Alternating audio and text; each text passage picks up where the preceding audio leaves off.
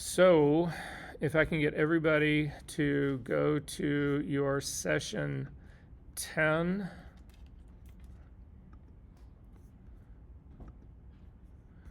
Inside that assignment folder, you will have the capture folder that's got all of the swimsuit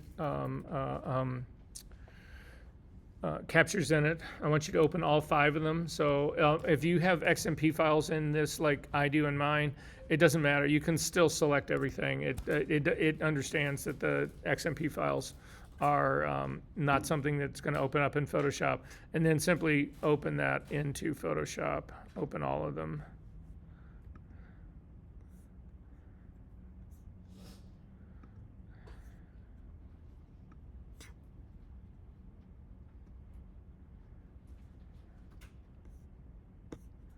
My computer used to work so well.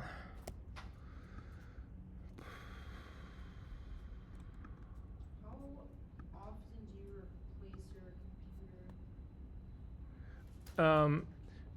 Usually when software is no longer compatible, that I can't upgrade software.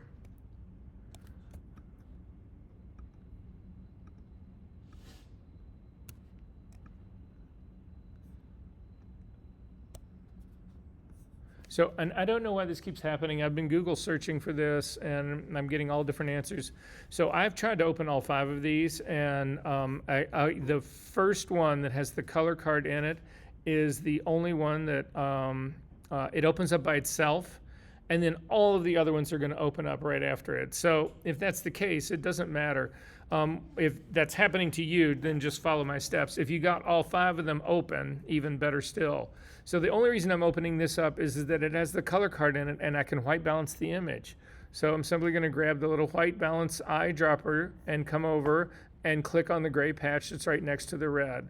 And now this has been color balanced.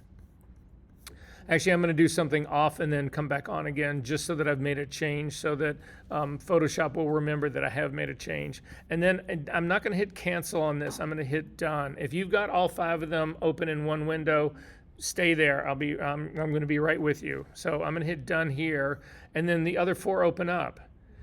And so with the other 4 opened up, or in your case, if it's all 5, that's fine. Come up to the little thumbnail and click in the upper right-hand corner, and you will get those little 3 dots. Click on those little 3 dots and do a select all. It will select everybody. And then back to those same little 3 dots a second time. Click and do sync settings. And in this case, you'll come down and it'll just say, okay, the only thing that's changed in here is the white balance. Go ahead and say okay to that. In my case, I can't do that because I don't have that color checker in here. But in my case, I can go to the 3 dots on the far right side, click on this and come down and say apply previous settings. So Camera Raw remembers what you did the last time and it will apply it. So I'm just going to hit apply previous settings. So now all of my images are color balanced. So then what I'm going to do here is if you take a look at the image that I wanted you to fix, so it's frame number 59, these are the wrinkles that I want to fix. But the other things that you need to look in here is that if you look at the stomach, her stomach all the way down to her crotch here, that fabric is so smooth it's ridiculous. So instead of me spending all this time trying to get rid of all of those wrinkles, I'm simply going to steal the fabric from another image and fix it. I'm going to lay it on top of this so that I can just replace the material here. Does that make sense? The goal in all of this?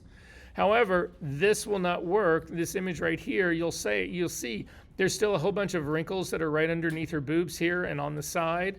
So I don't want to do this image for the top half of her. That's why you've got 2 other images that you can use for the top half of her. You've got this one, which is frame number 63, and then you've got this one even more, which is frame number 66.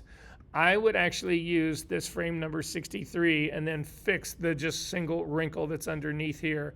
That's how I'm going to do, that's how I would go about doing this.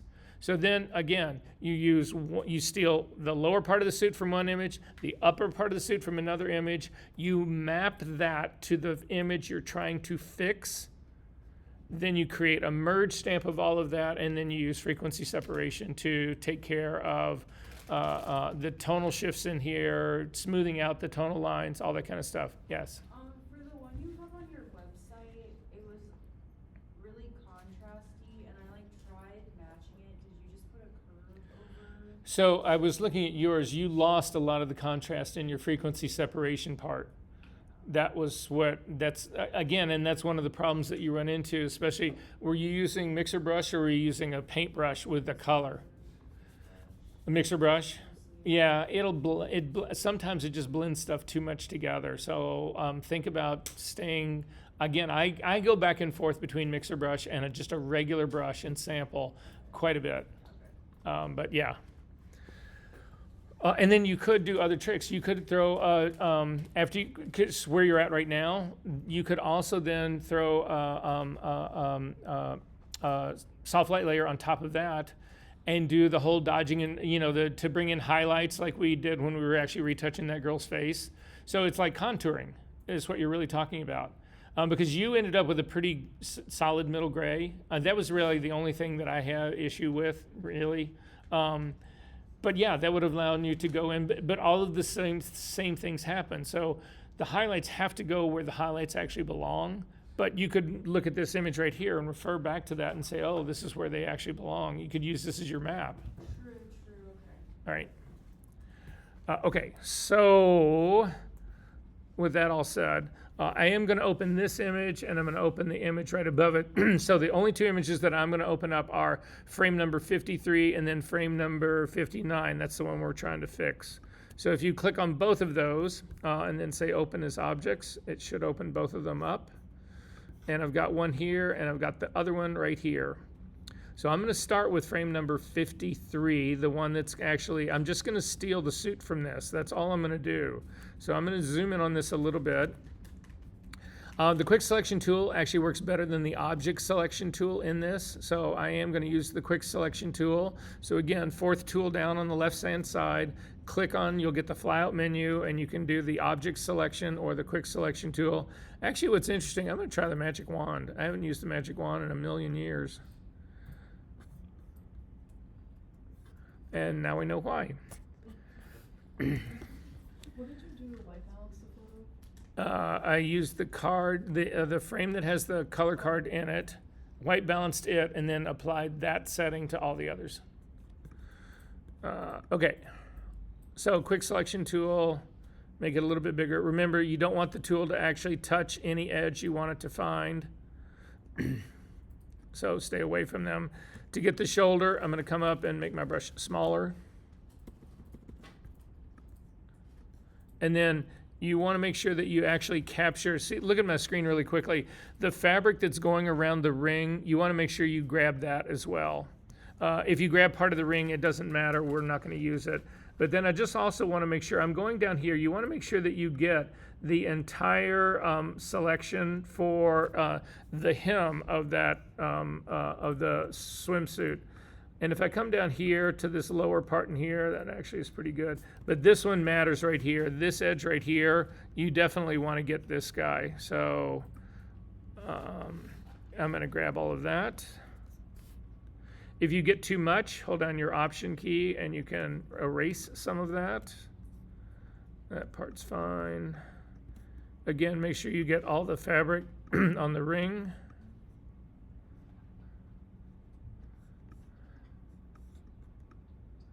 And I've got the whole suit is now selected. So I'm just going to jump this to its own layer, Command J. And if you turn off the layer underneath it, you'll see you've got a new swimsuit, which is exactly what I want. And I'm going to turn this into a smart object. So up to the layer menu, down to smart objects and convert to smart object, because we are going to puppet warp this thing. Puppet warping is destructive, but if it's a smart object, it's not destructive, so that's what we're going to use. You didn't do the metal part, right? No, I didn't. No, you don't want the metal. But I can't wait because it sounds like you're almost there. I'm ready. All right, then jump it to its own layer, Command J. And then turn that into a smart object. Layer menu, smart objects, convert to smart object. Okay, and then I'm going to pull this out of the way, and I'm actually going to grab my image where I want to fix this. You then go back to the image that is just the swimsuit. I just want to be able to see them both at the same time. I'm going to grab the swimsuit layer and drag it on top of the image where I need to remove the wrinkles. I'm going to hold down my shift key, which will just bring it in centered. It's just going to bring it in the middle. So it's in the middle. It's off, but that's fine. I can actually fix this part. And then I'm going to close up the frame number 53, the one where I stole the suit from. And guys, the reason that we are doing this is that this happens like all the time. Let's say that you're shooting a picture of you're shooting a picture of me right here, and all of a sudden the tips of my finger are out of the frame.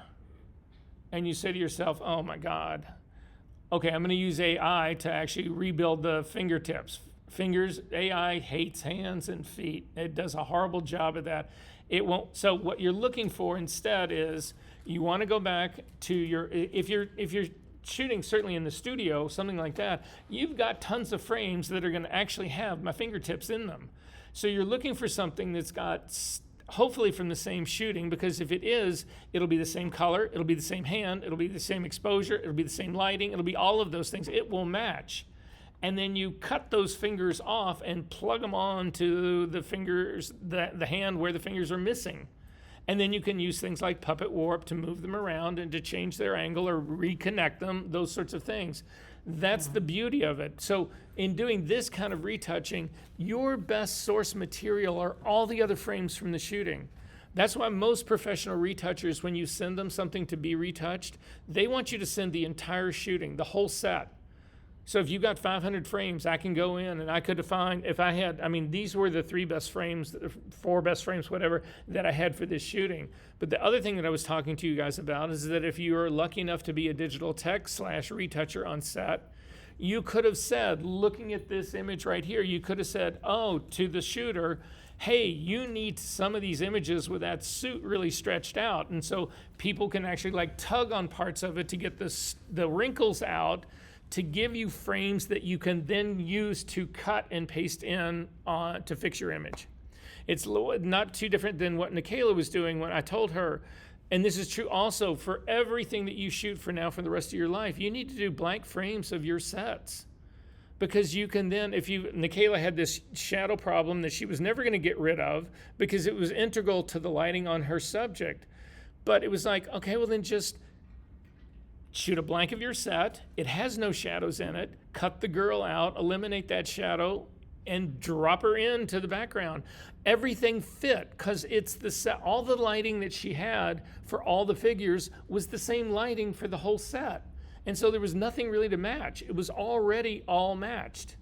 So anyway, it's just this copying from other things is infinitely better than going in and saying, okay, well, I'm going to either frequency separate this original suit, or God forbid, I'm going to go in with a healing brush tool or the patch tool and try and take all of that shit out. You want to talk about really fucking this image up.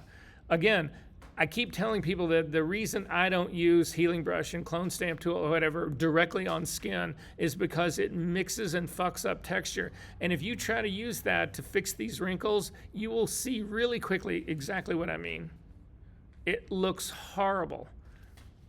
Anyway, so with that being said, I will get off of my soapbox and back to my computer. I'm gonna hit the V key to get the move tool, and I'm just gonna roughly put this thing in place. So I've just kind of dropped it down. I'm going to zoom in now onto the buckle that's on the hip that's closest to me. This is the first thing that I want to set, this whole guy right here. So I'm just going to use the move tool to sort of drop it roughly into place. And then I'm going to immediately go into puppet warp. So up to the edit menu, down to puppet warp.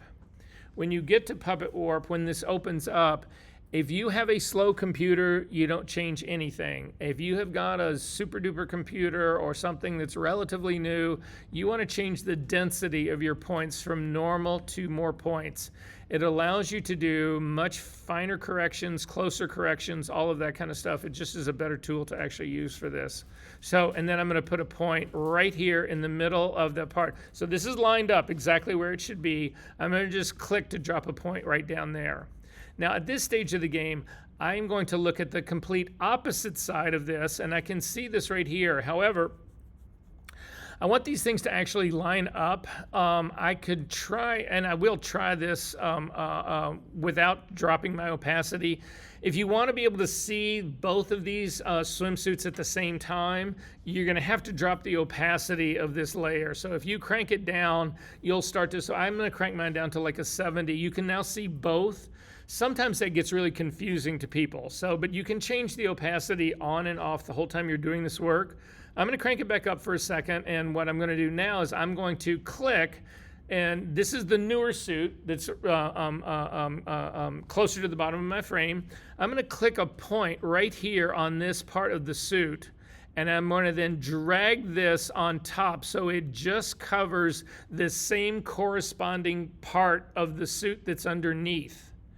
Then you can see it's at an angle right here. I don't want this to be at an angle, so I'm going to click and put another point right on the other side to square this whole thing off. And then I have a dip in the middle. I'm going to put a third point in there to actually square this whole thing off. So now this part is also matching, but you can see in other places it is not matching. So if I'm going to start to work my way down here, what we need to do is stretch and distort this suit so that it covers the old suit. That's what I'm looking for. And the real thing that I'm looking for here, everybody look up at my screen here really quick. The old seam, the hem that with the stitching, the hem itself has no wrinkles in it. The stitching itself is perfect.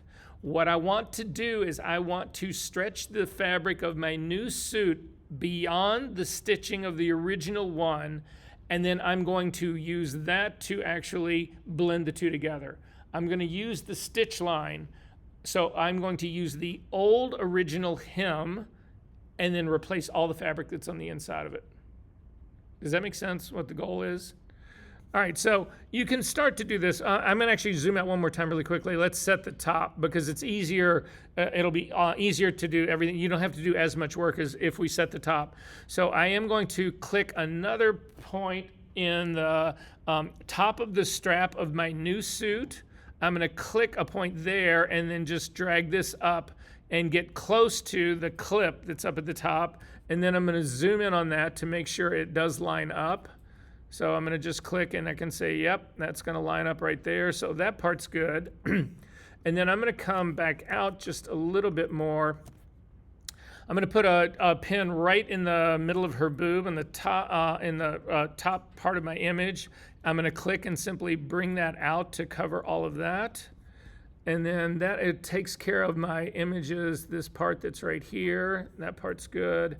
And then I'm going to also line that up with the bottom so that the whole curve. Now, I'm not using the top part of my image to actually get the wrinkling out on the top part of her. It's just going to make it easier for me to stretch this fabric to cover the rest of it. So then I'm going to go back down to where I had been working. That's sort of like by her fingertips on her hand that's in the back. And I'm just going to drop points down and then drag this across so that the fabric goes beyond the stitching, or at least I hope it's beyond the stitching of the original. And I'm just going to continue to work my way around. So if I want to see the original stitching, again, drop your opacity down and you can see where the new stitching and old stitching are matching up here. So I can see that I'm beyond that. This is the old stitching that's underneath here. So that part's fine. So I'm going to pull this in so I don't need to distort or stretch this too much. And you don't need to be that careful about this part of it because, again, I'm not going to be using the hem of the new suit. Then I'm going to do the same thing going down her back leg. I've got to actually pull all of that beyond.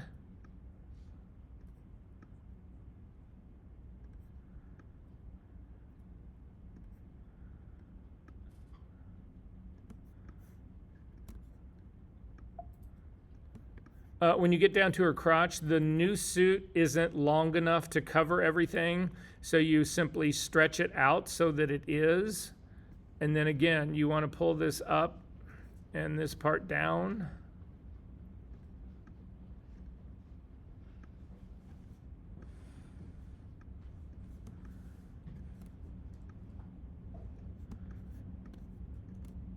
And then again, I'm just pulling this down to make sure that the new suit hem goes beyond the stitching of the old suit, of the original one.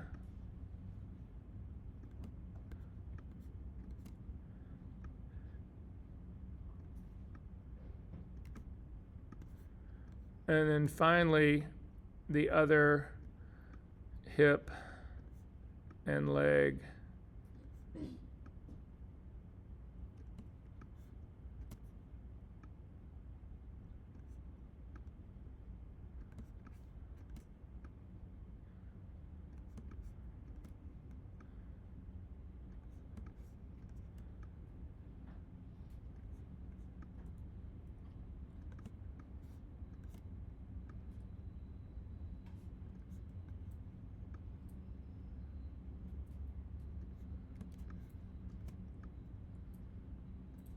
And then again, once I get up near the top, when I get back to all that wrinkling right underneath her boobs, I'm done with this. I don't need to do anything more. A completely different image has got to deal with that part.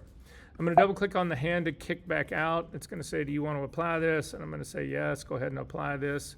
And then if I take a look at what I've got, this is my new suit material on the old one. And you can see it's done a vast improvement just here to begin with. However, I want to mask this out so that it is not on that new suit, so that I don't get conflicting hems. There was some of the stuff that you guys turned in where you could see you had done this same trick that I'm doing right here, but you could see the difference between the old hem and you ended up with both hems, parts of both hems in one. One was hiding part of another. I don't want to go through any of that mess. So again, I'm going to turn off the new suit right now. I'm going to actually go in and I'm going to use the pen tool to trace the new suit. So you don't need to worry again about the top half of this. That doesn't really matter. I am going to start pretty much right underneath her boobs right here. And I'm going to start on that line because that part I want to keep. And what I'm looking for is I want to keep the stitching. So the stitching that's in the back, my pen tool is going to run just inside the stitching. That's what I'm going to go for. So the P key to get the pen tool, and I'm just going to start right here where I've got that seam that I can actually see. And again, don't do straight lines. Throw some curving in here, even if it doesn't look like you're doing a whole lot more.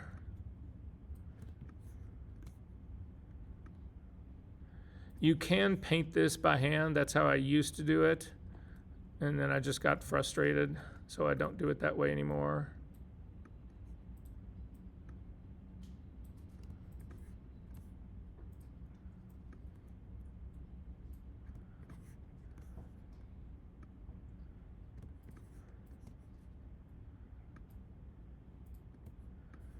And then when you get to the suit on her leg, we can actually go ahead and keep that original part.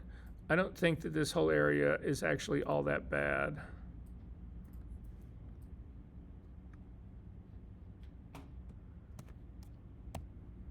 And then again, remember, use your Option key if you need to set a point that's going to go in a completely different direction.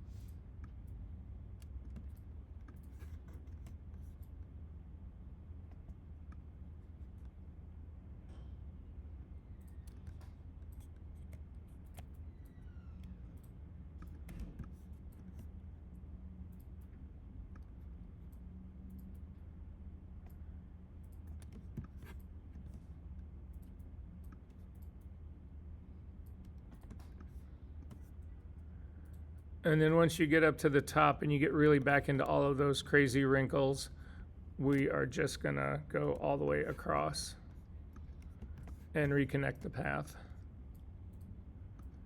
And at that point, go to your path palette and double click on it and name it suit.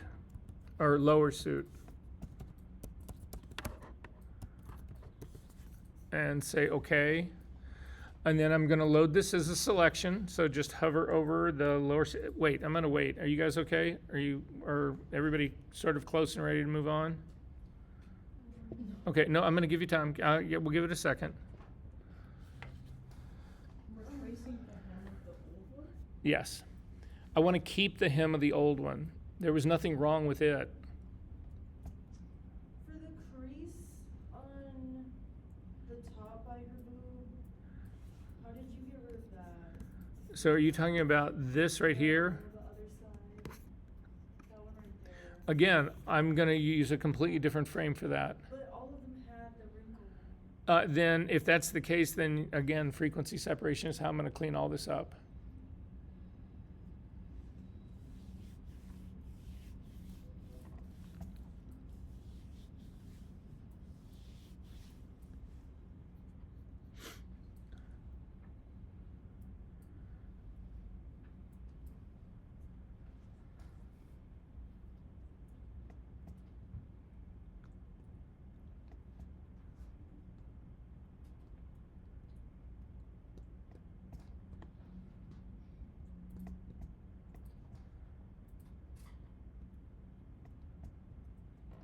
Sorry, so we're outlining the entire suit? No, you can go, once you get back up to her boobs, go right underneath. You don't need anything above that. Again, I would use a completely different image for the top half of her. You good? I can watch and multitask. No, that's okay. Where are you? I'm here. Oh, are you just starting this? I'm just starting the Oh, yeah, practical. you didn't even need to start there. You can start right down here below and just go all the way around there, but don't do that. You can paint yours. Okay. Okay, so I'm going to command click to load this as a selection. Just hover over it, command click, and you'll see that I've got marching ants now. My pen tool is giving me marching ants. I'm going to come up to, you need to soften this just a little bit. So up to the select menu, down to modify, down to feather, and I'm going to put in a 1 pixel feather just to take a little bit off of that edge and say okay. And this should be my layer mask. So if I go back to my new suit image right now, turn it on and make it active, then look at where the line is going compared to the new suit, and look at what happened to the new suit line. When I pulled that out, the whole hem on this is just like really wonky and all of that shit. I don't care about that. I only care about the fabric that was on the inside of this. So if I apply this thing as a layer mask now, you'll see it looks flawless because I'm using the original hem of this, and then the fabric that's on the inside is the only thing that I've changed. And you can see, so here, look at my screen really quickly. I'm gonna just turn this on and off. You can see the only place that it looks like the new fabric is just meeting right up to the edge of that new seam. So that's the other thing that you wanna always be looking for when you're doing this kind of work, are places where stuff is naturally cut. So for instance, if you needed to move, look at me really quickly, if you needed to move, give me a different hand for a different reason. Some people actually would give me a whole new arm. You don't want to do that because you've got to actually then match this part of my arm to this part of my arm. My watch is a natural break point. So you cut right through here because you can actually pen tool the outline of the watch to cut it off and remove this hand and stick another one back on. But because it's such a jump, there's nothing to match together. There's nothing, I don't need to blend anything. I don't need to make it look like, so because it's this natural point that breaks the image. The same thing with all the stitching in here. It's just this natural point that breaks this. So if we take a look at the image now, I mean, we have done hardly any work. I've been at this now for, 15 minutes if I wasn't, 15 minutes to do this. And I've already done this much work to remove that many wrinkles. It's just huge where I want to go. All right. So then I would do the same thing on the very top. I would take a different image on the very top, something that doesn't have anywhere near as many wrinkles, do the very same thing here on the top, one of the ones where she's more stretched out. And once I had both of those together, then the rest of this is all the same. So at this point now, I'm going to select my very top layer, hold down the Command, Option, Shift, and the letter E. And what that does is it creates a merge stamp version of every layer that was visible. So if you do this with layers that are not visible, you will not get the total thing put together. But now this top image, if I turn off everything except for the bottom one, this has got everything in it as well. This is now my new version, NV. And then this is what I split. So Command J, double click on the one in the middle and rename it low. Double click on the one at the top and rename it high. Turn off the eyeball for high. Select the low. And then I'm going to move into, I want to see an area that's tight around her face. What I'm looking for is detail, because remember, when we do the split frequency work, what we start out with by doing in most cases is to blur the low layer to remove all of the detail. So you can see on the top of her head, there's a bunch of fine little hairs. There's some acne on the very top of her. If you take a look at her skin, there's goosebumps that are right above the neckline of the suit. There's also the fabric of the suit itself. You can see all of that stuff in here. I've got pores in her skin down in here. All of that is detail that I can see, the highlights that are on her lip. Not so much the bright parts of it as much as the texture part of her lips. So I'm going to blur this up to the filter menu, down to blur, down to Gaussian blur. And I'm going to start off with a radius of 1. And I can still see all of those little bumps. I can still see all the little hairs. So it's not enough blur. I'm going to hit my delete key and then put in 2. It's just a quick way to jump up, to use your keyboards to jump this, because I personally hate dragging sliders. I hate it when it gets to like 2.785. It just drives me nuts. Anyway, at a 2 radius right here, I've lost most of the hair. I've still got a few bumps that I can actually see on her skin right here. So delete 3. We'll actually then bump my radius up to a 3, and this looks good to me. This looks like it's removed all of the detail that I want to remove. You could also check the suit closer in, zoom into this, and see if you are picking up any texture in the fabric. If you use your preview check mark on and off, you'll see that all of that's gone as well. So this 3 is going to be fine for me to actually do my low layer. So I'm going to say OK to that. Then I'm going to click my high layer to activate it. I'm going to turn on the eyeball for it. And we're going to then subtract. So this layer right now has both the high and the low frequency in it together. That's why it looks like a normal image. However, I've made the low frequency stuff. I'm going to subtract that from this top image, and what will remain in this top layer will be the high frequency. So up to the image menu, down to apply image. In the drop down layer, click and come down to low. In the blending mode, and make sure that your channel is RGB. This version of Photoshop has been shifting my channel to all sorts of weird things. So anyway, just make sure it's the full RGB guy. In the drop-down menu here for your blending mode, you want to subtract, and then you want to change the scale of this to 2 and the offset to 128. Again, those recipes are in that ultimate frequency separation guide that's also in session number 10, a PDF that you guys should download until you memorize this shit. And then I'm going to say OK to that. And it should look like basically like a high pass filter, and it does. So then to change this to have my complete image, you need to change the blending mode of this high layer from normal down to linear light. And then hold down your shift key and select both of the high and low layers, and then go to the flyout menu on the right and click on that, and we are going to do a new group from layers and just title it FS, frequency separation, and say OK. And then turn that whole group eyeball on and off. If you see a shift at all in your image, you've done something wrong. If you see no change in it, the split was correct. It was done correctly. I'm going to open up my frequency separation group right now, and I'm going to create my safety layers. Again, I want to do a copy of my low layer and a copy of my high layer so that I only work on a copy, so that if something goes wrong, I can replace it. I can go back to the original one and steal the information from that to undo the damage that I did in the copies. So to make a copy of your low layer, simply click on it to make it active and hit Command J. And then on your top layer, you're going to do the same thing. You're just selecting it and Command J.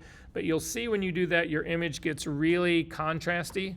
That's because we are hitting this twice with linear light. We only want to hit it with it once. So to fix that, the first thing you need to do is you have to clip this high copy to the one that's underneath it. When you do that, if you hold down the Option key, and you'll get this little square with an arrow pointing counterclockwise. Click and it will actually shift over. You'll see you get that little arrow pointing down. And what that's telling you is that this layer now is actually clipped to the one underneath it. So what clipping does is it takes on the characteristics of the layer that's underneath it. So if this high layer underneath it had a layer mask, then this layer above it would also have that higher mask. The blending mode down here, this one actually takes that on as well. But because I've got this top one set to linear light, it's being hit twice. So you want to change the blending mode of this top layer back to normal. It is inheriting now the linear light blending mode from underneath, but it's only being hit once. And now again, if you turn your little eyeball on and off for the whole group, you can see everything looks great. And then we simply need to fix these wrinkles and stuff out. That's the last part that we need to do.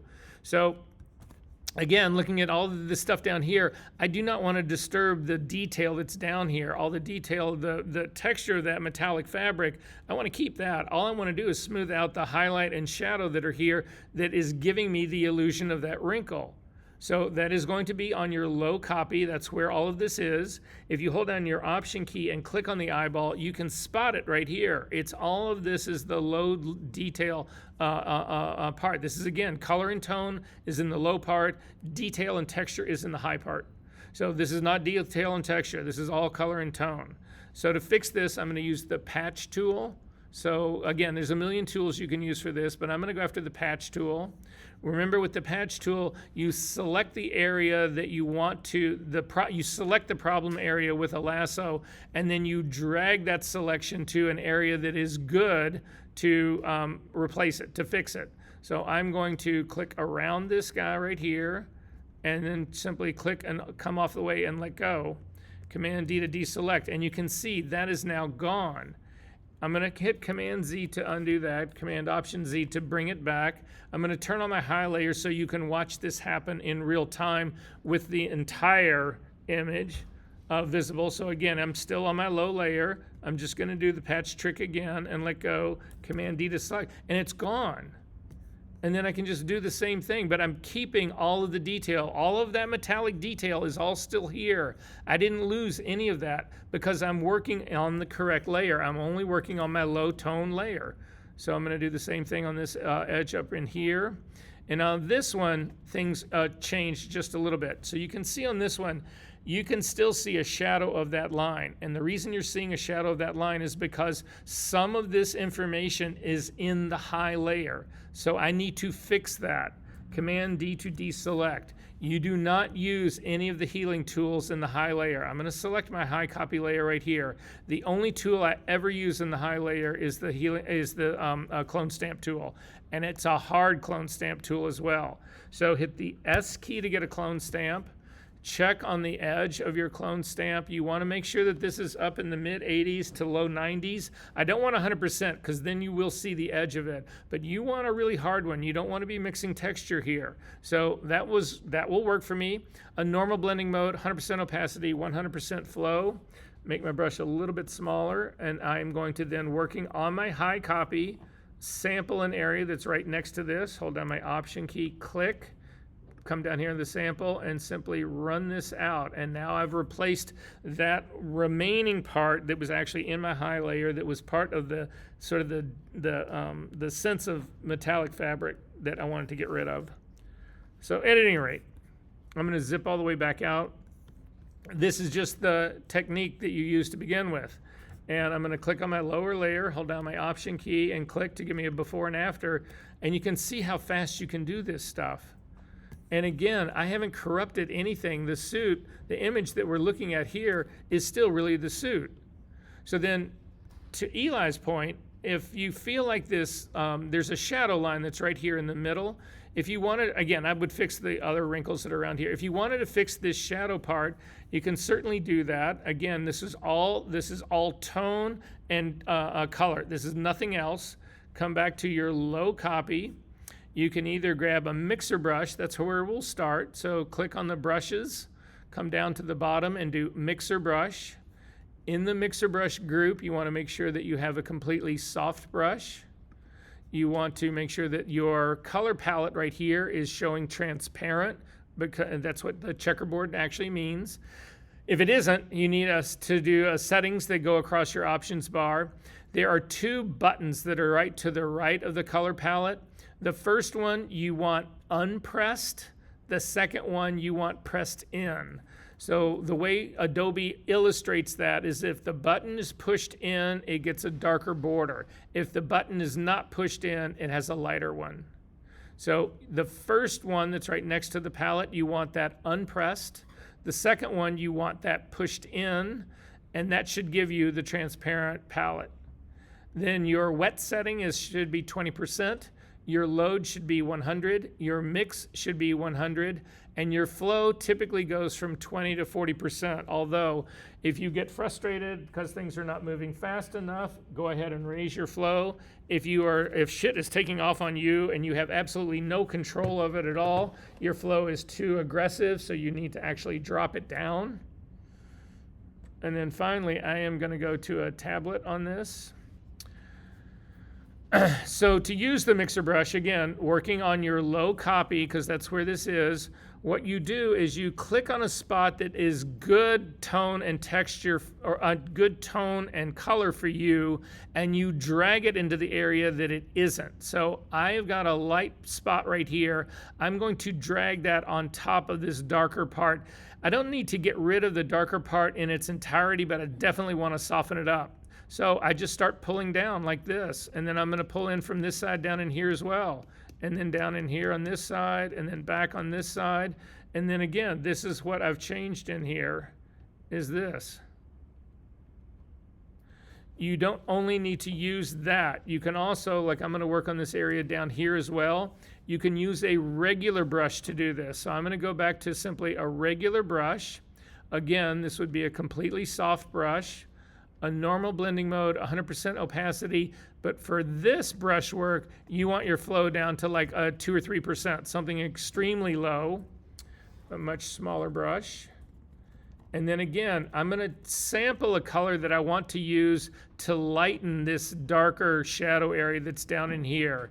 To do that, I'm going to pick something that's a little bit in this area over in here. To sample the color, hold down your Option key and you'll get a color picker. Click on it and it will load that color, and then you simply just want to start scrubbing over this area that needs to be lightened. Sample a lot though. Resample another color just so that you're not always using the same color to actually do this with.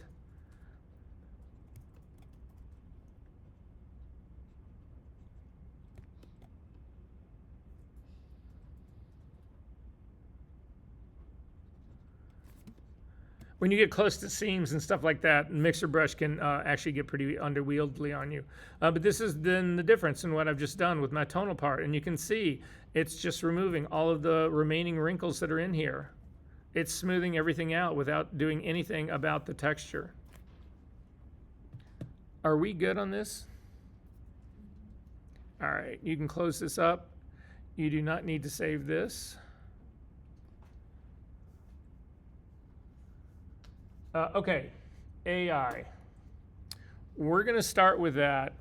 So I sent out an announcement. There was also an assignment to actually sign up for an API key in Google, and also to do to load a plugin that I had built for you guys. Nobody in my last class did that, so I'm just going to assume that nobody in this class did it either, right? Am I wrong? You did say we had no other assignments last week. I could have. Just say.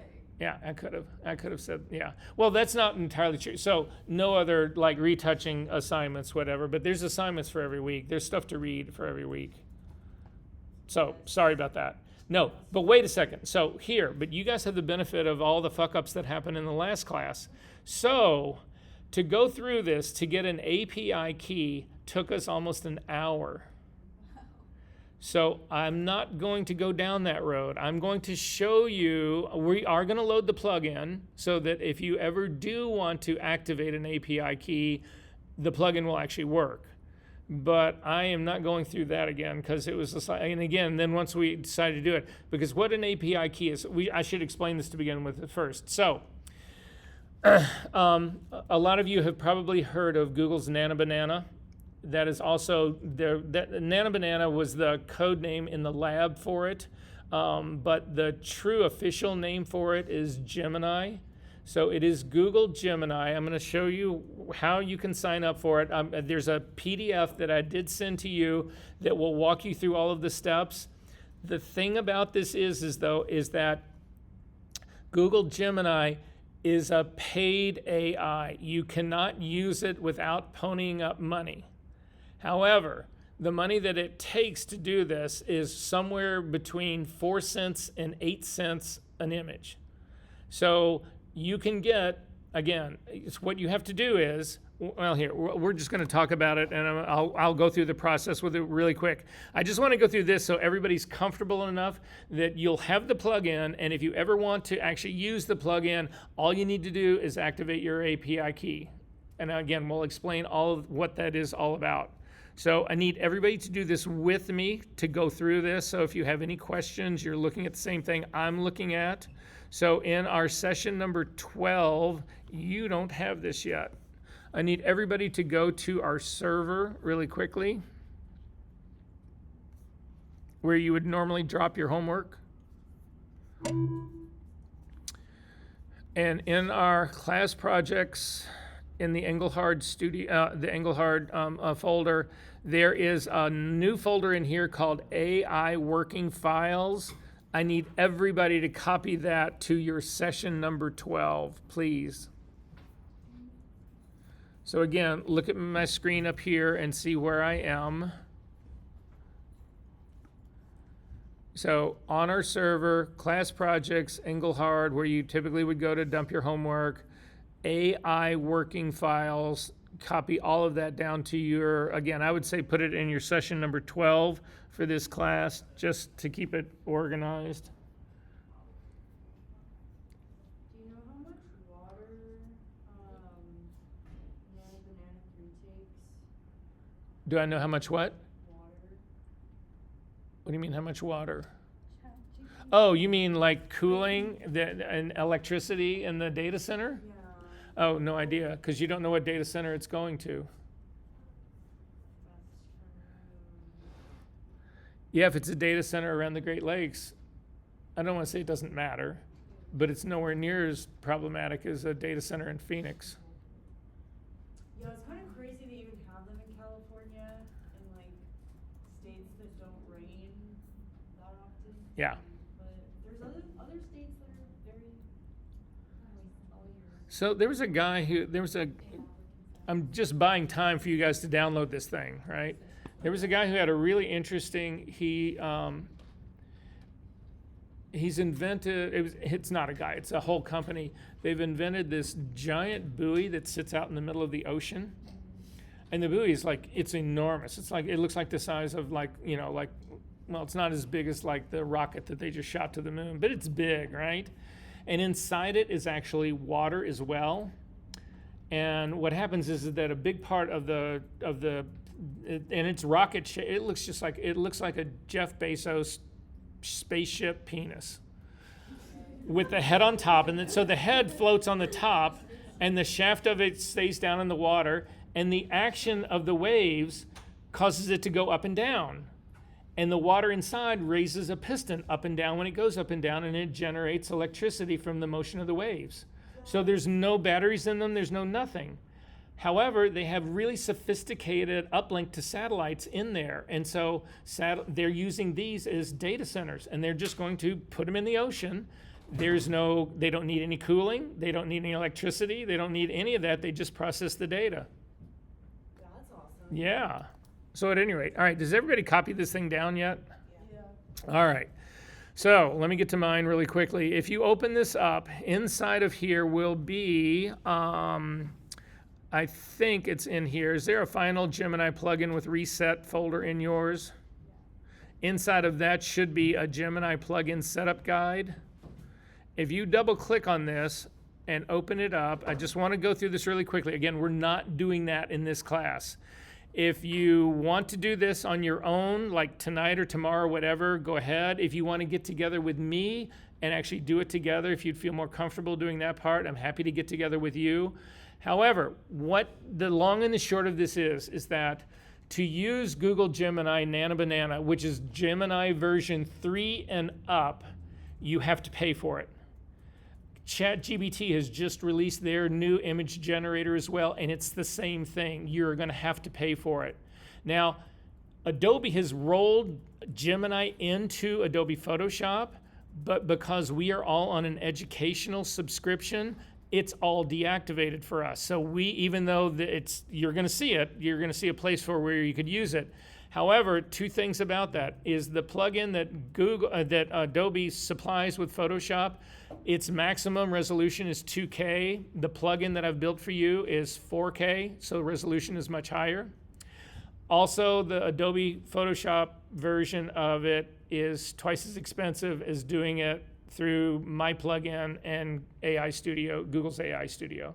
Wait, so we do still have to pay for this, but it's just going to be cheaper? If you go through this part, it will be half the price. Okay. So, and double the resolution. Yeah.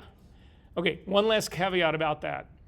Well, let me get it through this whole part first. So, this thing assumes when I ask Claude to build this, to help me build this guide, I said, you need to assume that we're starting with a person doesn't even have a Gmail account. They have no Google account at all. So the whole first part of this is simply create a Google account. If you have a Gmail, you have a Google account. You can skip all of this part. Otherwise, it's all free. This part's free. So anyway, you go through all of this part, you get your Google account, and then the next thing that we get to down here is your part number 2. Get your API key. So what an API key actually means is that it is a prepaid system. So you have to sign up for this. You get an API key from Google. You have to give them either a credit card or a debit card. I think they might also accept PayPal, but don't quote me on that one. At any rate, what happens is that when we set this up, I'm going to suggest the minimum that you can do. So how many of you guys do a transit card here? Right? And it's tied to a credit card or to a debit card, right? It's the same thing. So what happens is that it will preload a certain amount and it will charge your credit card for that amount. So the minimum amount that you can do is $10. And so if you're going to do this, that's what I would suggest that you do just to try this out, because I'm not here to sell software. If this thing works for you and you like it, then you can decide whether you want to keep going on. But $10 is not going to, hopefully, not going to kill anybody here to just try this out. $10 will buy you anywhere between 125 and 250 images. So it will give you enough to know if you think that this is worth it or not. Is that, how many generations per image is that? A single one. You don't get 3 like you get in Photoshop. So if we don't like it, each generation for one image is like 4 cents? 4 to 8 cents. Okay. So again, what'll happen is that we're going to set this up. So if you'll take a look through here, so I'll show it to you really quickly. We'll go into AI Studio. I'm not going to do this right now, but this is where it'll walk you through every single step of this. We'll get to AI Studio. This is where you then create an API key, and then you will go into the billing section of this. And again, that's what it's saying right here. The generations cost 4 to 8 cents here. I'm saying you put in a balance of $10. This is the minimum amount. You don't need to put in any more because you can always load up more. I mean, if you hit this limit, you can always load more, but just trying to keep this normal. What I'm really trying to do is hopefully nobody's going to sign up for this, put in their $10, enable auto pay, do a hit of ecstasy, and then spend the entire rest of the evening crazily generating image after image and get a $500 credit card bill the next morning. I don't want that to happen. So I've tried to put on as many guardrails as I can possibly put on for you guys so that you can completely try it out, but you can then decide whether you want to continue down that road or not. So at any rate, if you go through all of this part, you link all this. This is how the payment method where you put this whole thing in. And then down here, this is how you set up. This is where you enable auto reload. Again, I would turn that part off. This will tell you the whole thing about doing it, turning auto reload off, leave it off for the maximum spending control in here. Again, and then once you hit that limit, you can always reload. And then you can open it up and just keep it open if this is something that you want to use and you just understand how the billing part of it all works. Okay, so that will get you through all of this part, and then the last thing is to install the plugin. We are actually going to install the plugin. Again, you won't be able to use it because you don't have if you have an API key, does anybody have one, a Google API key? Okay, if you had one, then again, this will tell you all the steps that you need to actually make this thing active inside of Photoshop.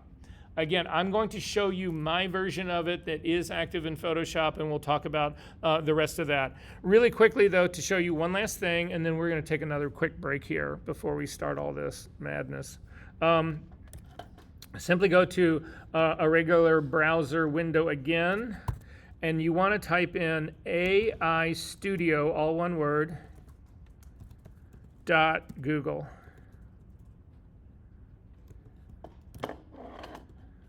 And this will take you to the AI Studio. Now, one of the problems that I had when I was actually creating the setup guides for all of this is Google keeps changing this website interface like monthly.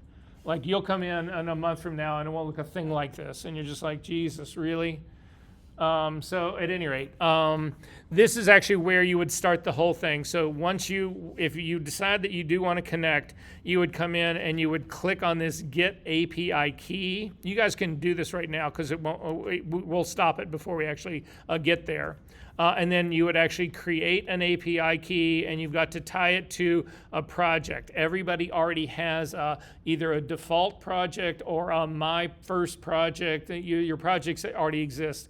The reason they have this key tied to a project is so for people who are doing this on an enterprise level, so let's say you have 100 clients that you're actually working for, you create a project for all 100 clients, for every separate one, a separate project for every single 100 of those clients, and then you can put in a separate key for each one of those so you can track the billing. How much AI are you doing for client 1 versus how much you're doing for client 58? Yes?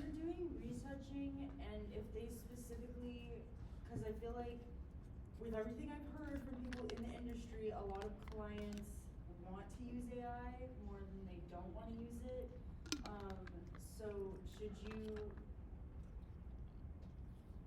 come up with like No, go ahead. Do you charge more money for photos retouched with AI than without AI, or is everything like the same price? Oh, for me, I charge by the project. And then it's whatever tools I want to fucking use to actually get there. The thing, we've had this conversation, I think, before in terms of how many, even if you're thinking about trying to, how long, if you're trying to figure out what to charge for a job and you say to yourself, okay, it's going to take me an hour to really do this job, right? And then what are you really worth an hour, right? Minimum of $50, 100 sounds a better, 125 sounds like a better call to me for an hour, right? That's just how I would think about it. $50 an hour for an 8-hour day is $200 for the day. I don't think you guys should be working for anything less than that. Frankly, I don't think you should be working for that. I think you should be at $250 minimum for whatever it is. But that's just me. So you can figure time-wise. But so then let's say, okay, yeah, I'm going to call it. It's going to take me an hour to do it. I'm going to charge $125 for the hour. But then you can knock this out using anything, AI, frequency separation, all the tools that you've got. If you can do it in 15 minutes, you just quadrupled your day rate, your hourly rate. Well, yes, but what if you end up spending like, I don't know, $20 on AI for that? So, but $20 in AI, using, again, this is the highest end of Gemini here, whatever, it would be 500 generations. So it's not like an issue. And that's $20. Yeah. It's not 200, so you're not going to be losing money. But no, Eli, it's important that you consider this. This is the new reality that you guys are going to have to understand it becomes a part of this, right? So, Can we use, cause you said this is 4K, it's, like, if you wanted to print like a billboard, just theoretically, it would be like, fine?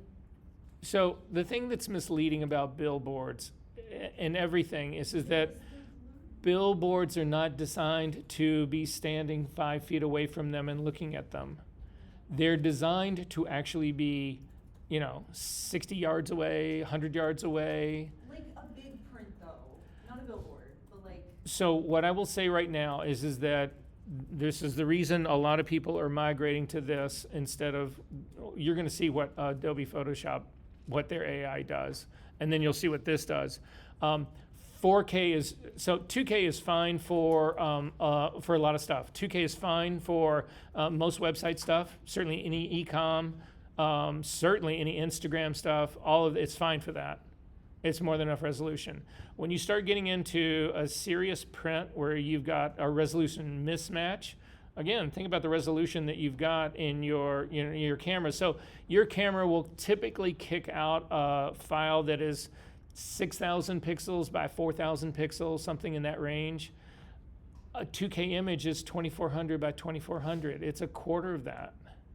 So would you downscale the image then? So you can actually generate and then upscale the generation. Does that work though? Everything gets closer, Okay. but it's not ideal. In a perfect world, you would be generating 4K, 8K.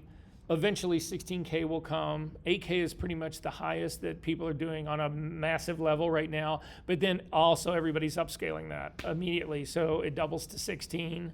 Once you start getting up into that range, you're getting awfully close to what your cameras are shooting.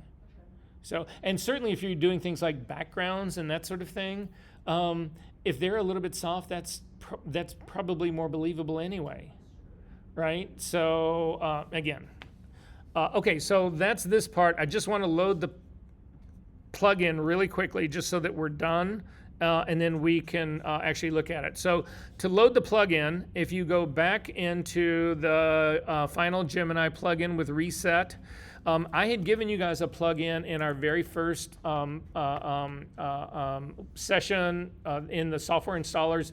There was a version of this plugin that exists in that. However, I actually added a reset to this just because it makes working with it cleaner, because once you start loading images in it and it starts generating images, it still works fine. It's just a carryover. Some people like to sort of like, take the salad plate away before they put the dinner plate down. It's that kind of thing. So if you've already loaded this plugin, it doesn't matter. When you go to load this one, it's just going to overwrite the one that you loaded. So anyway, you're going in there, you're trying to look for this thing. It says Gemini plugin 2_ps.ccx. If you double click on that, it'll open up the Creative Cloud. It will say, okay, compatible app is required. You don't have an app for this plugin. Hopefully yours does not say that, because mine's already loaded here, so I can say okay to that. Did you get a warning about? Non-market. Yeah, about non-market. So I'm the third-party developer of this. You can trust me. I'm not going to be stealing your shit or crashing your computer or maliciously terrorizing your life. You lie, steal, and cheat though. Say, oh, I do. So how can we trust what you're saying right now? Because I'm so openly honest with you about my lying, cheating, and stealing. Okay, so go ahead and say yes, that's okay, that's fine, whatever. And then you should see this Gemini AI plugin here. It should say installed down here. If it does not say installed, click on the little 3 dots and you should have the option to install it. Mine's already installed, so that doesn't exist there. But you want to end up with this thing where it says installed. Is everybody good on that part? Great. It's 3:05. Let's make this a hard 10, be back at 3:15, and we're actually going to use AI. Crowd goes wild. Did you hear about that one photo contest? I don't know which one. So we're going to start back in Photoshop again. And this time I'm just going to create a blank new file. So Command N will bring up the new file dialog box. And I typically do these in pixels. So in the new file dialog box, if you, in terms of the units of measure, if you click on the side, you'll get a drop down menu and actually put in pixels. And then we're going to type in 2400 by 2400. It is roughly 2K. You don't need to worry about the resolution because we're doing this in pixels, and simply say, oh, I'm going to also change my color blending mode, and mine anyway right now, the color profile is sRGB. I'm going to change it back to Adobe RGB and say OK. And then I'm going to make a copy of this layer, Command J.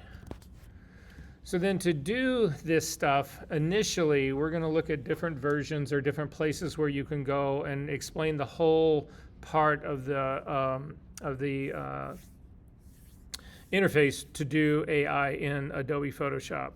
So to start with this, we're going to do a Command A that will just give you selecting all. So you can see you've got marching ants going around the entire thing. If you can't remember Command A, you can always go up to the Select menu and do a Select All. It's also Command A up there as well, but nonetheless, you got marching ants everywhere. Now, there's two places that we can get to doing AI generation in Adobe Photoshop. The first one, and the one most people miss or don't know about, is in the Edit menu. So click on your Edit menu, and you want to come down to Generative Fill. And it'll open up and it'll say, what would you like to fill in here? And this is a bigger prompt box than you get when you use the contextual taskbar. So this is one place that you can actually do it. I'm going to cancel out of this, and we're going to take a look at another place as well. Right underneath that is a generate image. When you do generate image, it actually takes you out to Adobe's Firefly workspace. So this is Firefly. Adobe has two versions of artificial intelligence. Sensei is their older one. Firefly is their newer one. So this is actually the Firefly workspace where you can do this stuff with. And it's just the technology is exactly the same, so that part's not different. It's just how things are laid out in here, and it gives you then a whole group of images that you can use to influence the style of your AI generation. So I don't use this stuff when I actually want to use a reference image. I load a reference image. I just wanted you guys to know that this part was here. We're not going to use this part. It's also got a much larger prompt box to put all that stuff in. We're not going to do that. Instead, we're going to use the contextual taskbar. To get to that, if yours is showing, you're fine. If yours isn't showing, come up to the window menu, down to almost at the very bottom, you'll see a thing that says contextual taskbar, and this little bar will open up. And in the little bar that opens up, the reason they call it contextual taskbar is that it looks at what you're doing in Photoshop. So for instance, right now, it knows that I've got a blank canvas with a selection marching ants going all the way around it.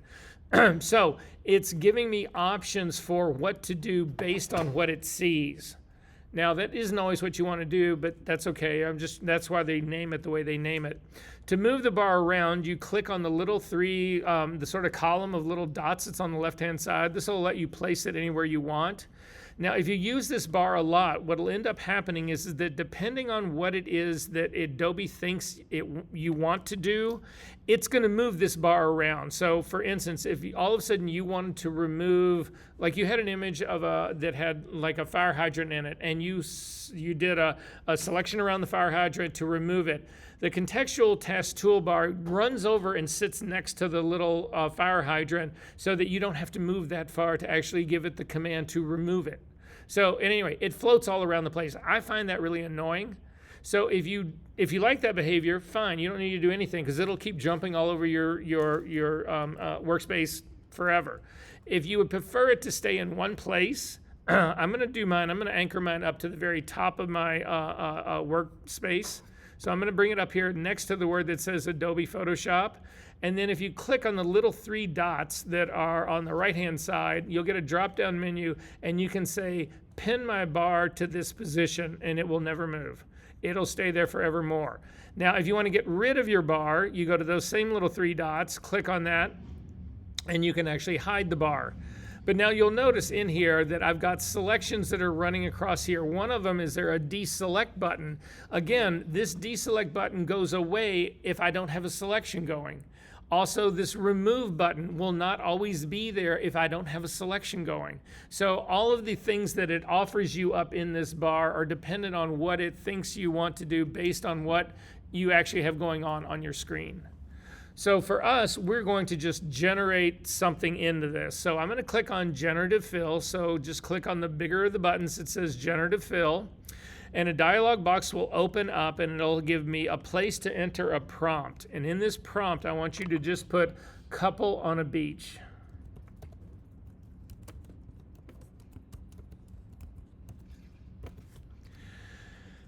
Now, if you look right next to the prompt bar, if there is a thing that looks like it's supposed to look like a little landscape with an arrow pointing in it, this is where you can load a reference image. We're going to talk about reference images in just a little bit. However, if yours is grayed out right now, it's because not every model in Photoshop supports reference images. So to see what I mean by models, you want to actually pass over the reference image icon and go to the next thing where it says it's supposed to look like an FI. If you click on that, you will get this flyout menu that shows you all of the AI available models in Photoshop. So in Photoshop, you have the 3 at the very top are all Firefly models. These are all Adobe models, and they're not free to you, but it's a whole credit system that's used for this. You get like 1,250 credits a month with your subscription. So you guys are able to use all of the Adobe models in Photoshop. At some point, you might hit a limit. And then if you want to continue, you either have to wait for them to reset. They reset every single month. Or you have to pay to actually have it, you need to upgrade to the next tier of credits. So I've never hit a credit limit on this stuff, so I don't think you guys, certainly just starting out and working on this stuff, you guys are not going to hit a credit limit on this, or I would be surprised if you did. So at any rate, those 3 models are available to you and you can use. The 4 that are underneath it are what they call the partner models. None of those are available to us. We cannot use these. If you try to use one of these, you can't do it because these are all paid models.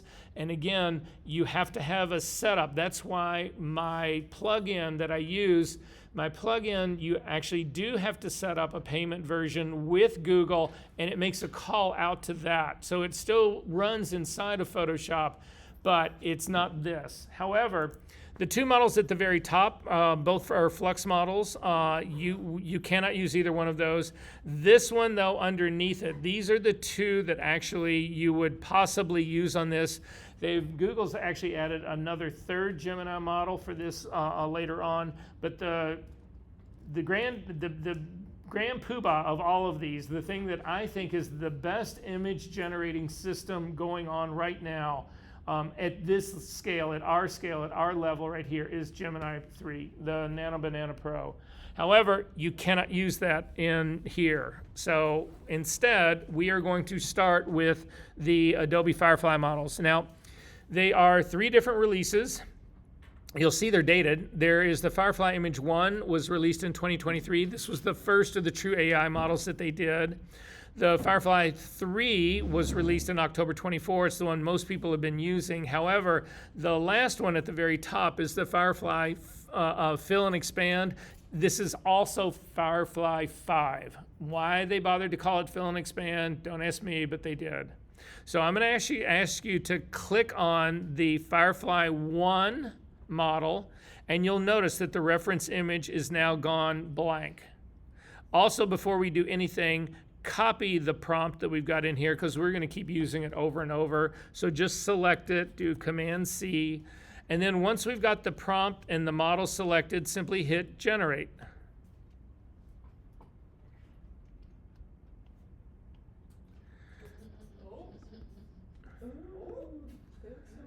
And, right?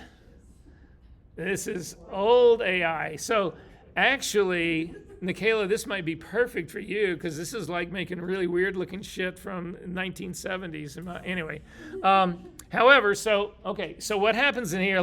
We need to go through this a little bit, and yours will be different than mine. I'm sure nobody got the same thing same exact thing. So again, who knows what you got? What did you get? Got this. Something like this with her face is really creepy. Oh yeah, right. So yeah, I mean, it's just so. Anyway, if you click on these other things, you can actually see. I mean, look at this girl's mouth. That looks so normal. Right? Serious 5 o'clock shadow. Yeah, right? Her hands, I mean, all that. So anyway, this is Firefly 1. So anyway, up over on your properties panel, if you take a look at over your properties panel, you have 3 different options that you can actually use. So I've got 1, 2, and 3. If you do not like any of them, you can simply click on the generate button again. You'll notice that your prompt is sitting right up here in the prompt part of that properties panel. You can click on the prompt, which will generate 3 more for you, and you can keep doing this over and over and over again. This little thing right under here is a way to help you navigate this. So this little icon that's underneath this. So I'm on large thumbnails here. If you hover over your icon, and this is the reason I'm going through all of this here is because this is the same for all versions of generative AI in Photoshop, all the Firefly models. If you hover over this, you will see that on the left top corner, it's called, if you hover over it, it says Enhanced Detail. This is an upscaler. So if you click on this, it will actually go from the current resolution, it doubles it, whatever it is. That doesn't always work. If you actually end up with a relatively high-res image to begin with, this upscale will not be available to you. If you go to the other side, the 3 little dots, if you click on those, it'll actually give you a fly-out menu.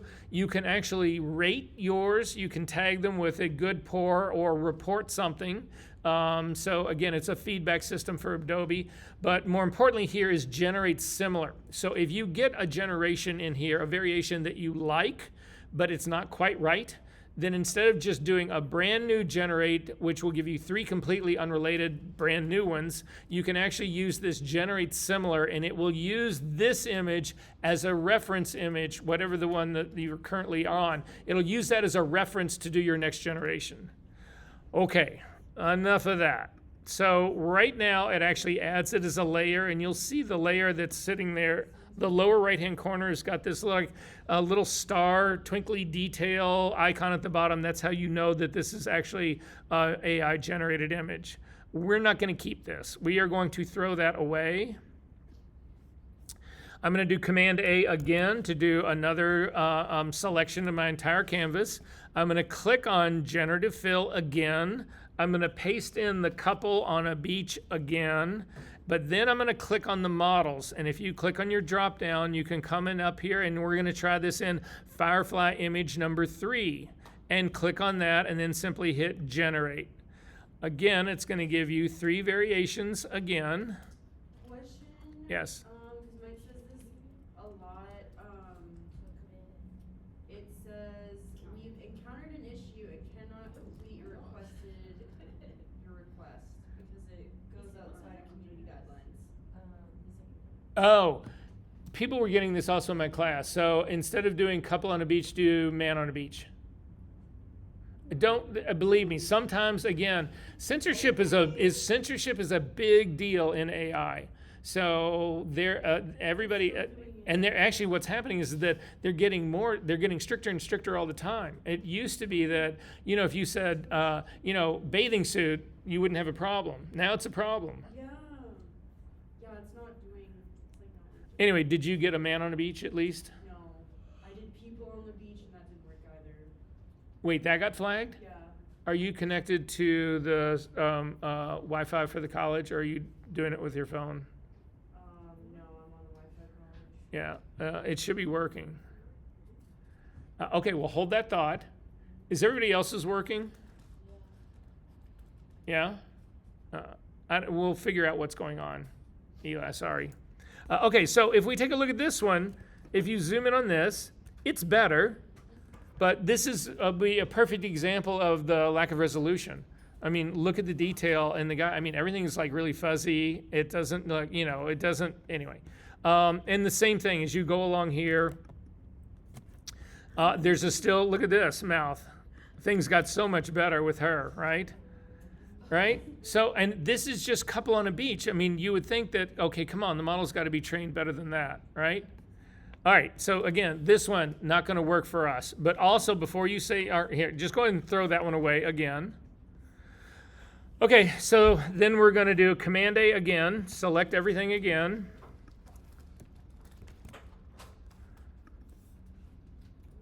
Oh, sorry.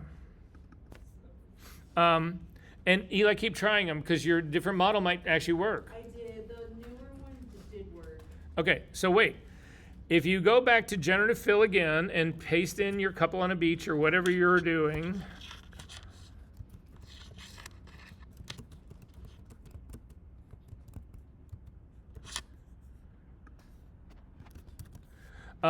I'm going to click on this again.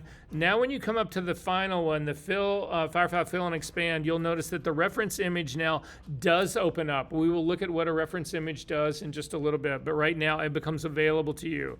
And then click generate again.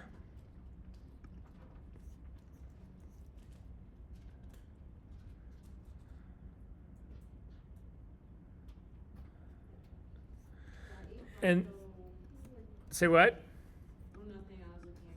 Well, but when you take a look at this one now, you can actually see, when you take a look, or take a look at my image right here, but you guys should be seeing the same thing. You've got really pretty serious fine detail in here. It's a believable face. I don't have any really weird, she doesn't have half of a mouth that is half of a beard and half of something else weird. If you take a look at the fine hair that she's got on here, that's actually pretty remarkable. Look at the quality of the detail in his eyebrows and his beard as well. This is actually pretty well done, and especially if you're thinking about this in the sense that this is people. So I've got to tell you, it gets so strange sometimes, right? It's like they are looking at each other like, how can we lose this girl as fast as we can and go fuck, right?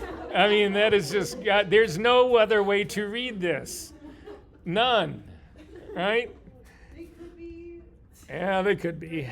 Okay, so at any rate, so this part is, I'm going to say somewhat reasonable. I'm going to go back to the one here on the very beginning. I'm going to actually save this one. So I'm going to drag it down underneath this so that we can, so now I'm going to show you guys what Gemini 3 will actually do so we can get some comparison. So right now, when you guys loaded it, if you had turned on Photoshop, you should have gotten a big panel that has Gemini 3 listed on it, that kind of stuff. If you close that up, it will stay hidden, but you can get to it again. To get to it, you come up to the plugin menu at the very top, and you should see a Gemini AI and come over and be able to click on it, and it will actually open up the AI generator. So the way that you tag this to Google's AI is you will, when you generate your AI key, you will get this, you will actually get the key. The key, you have to copy the key. It is an insanely long number.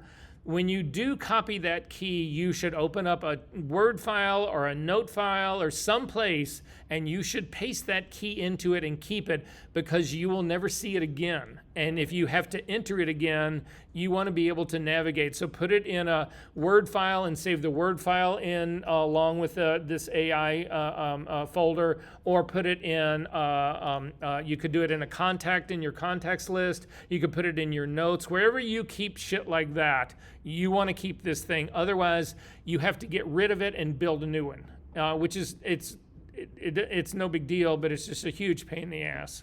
So at any rate. Or is it in the document, the PDF? About how to do all this? Yes, all of this. So anyway, you're going to put the key in, and then you're going to hit Save Key. This then gets saved to a special place on your computer, and you will not have to do this again. So it will be there. You do not need to worry. Like I gave you guys the copy of my plugin. you did not get my key with it. It stays on my computer. So that part's all arranged. Then underneath this, in terms of, there are 2 versions of Gemini right now. Again, the third one was just released last week or the week before. I will probably add that as an option here. But the third one that was added is a version of Gemini 3 that's simply faster. And so what it does is, it doesn't do stuff as in depth or as polished or finished. It doesn't take as long as Gemini 3 does. Gemini 3 is really the gold standard still. So that's the one I'm going to use. So I'm going to click on this. You can actually force an aspect ratio or just click on auto and it will look at where the selection is coming from. You have the option for 2K or 4K. So you need to know this, because this also happened in my class on Tuesday. Well, I had 3 students who actually did all the sign-in process and all that kind of stuff. They could only do 2K generations here. Now, the 2K is exactly what Gemini does in the Photoshop version of this. So if you had access to the Photoshop working version, it's still limited to 2K. And I was like, okay, well, that shouldn't be happening. What ends up happening is that you don't get to use 4K until you establish a history of using Gemini in Google. So what they are doing is that they are concerned that people are simply loading up stuff and using it. They want to make sure that you're a real person that's doing legitimate work before they give you access to the. It's got nothing to do with money. It's all it's got to do is how many images are you generating and over what period of time have you done that. So for me, I've been doing this now for probably 3 or 4 months with this, ironically, I haven't been charged for anything yet. So that's another weird thing about all of this. But nonetheless, so I'm going to do 4K. I am going to do it from a selection because I do have a selection of marching ants that are going on here. I'm not going to upload a reference image. This is where I put in my prompt. So I'm going to do couple on a beach. This is what I added to the one that I gave you guys in the very first class, is this reset to default. It just takes all of this things that I've selected in here and takes them back to their original. And then you simply hit generate image. You will get a little message down here saying it's capturing the selection, and then it's going to start to generate the image. Once we're graduated from this school and we have like to pay for Adobe, will this still work? Oh yeah. Is it immediate? So this is one of the things I was talking about. So I did not have a selection going, so it's now frozen on this. So I'm going to click reset to defaults. I'm going to then actually do a selection.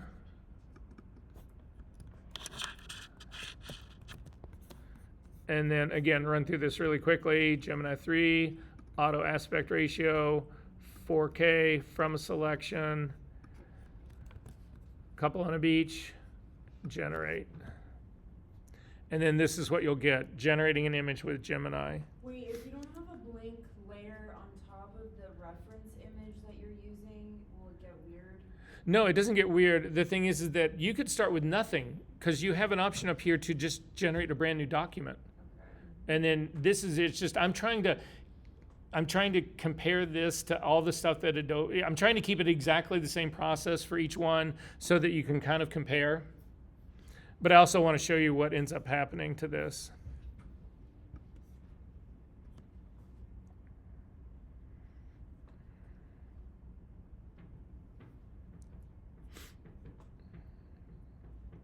So image is generated successfully, and this is what it actually looks like.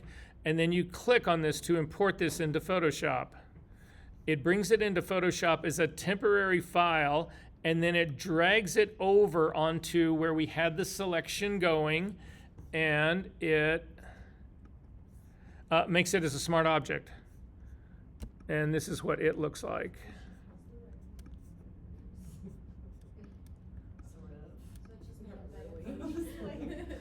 It looks like it's actually referencing the image that I kept before. I actually kept this one in here, and it's really funny. It looks like it's just flipped it. All right, hang on. We're going to try this again. Sneaky little thing. All right.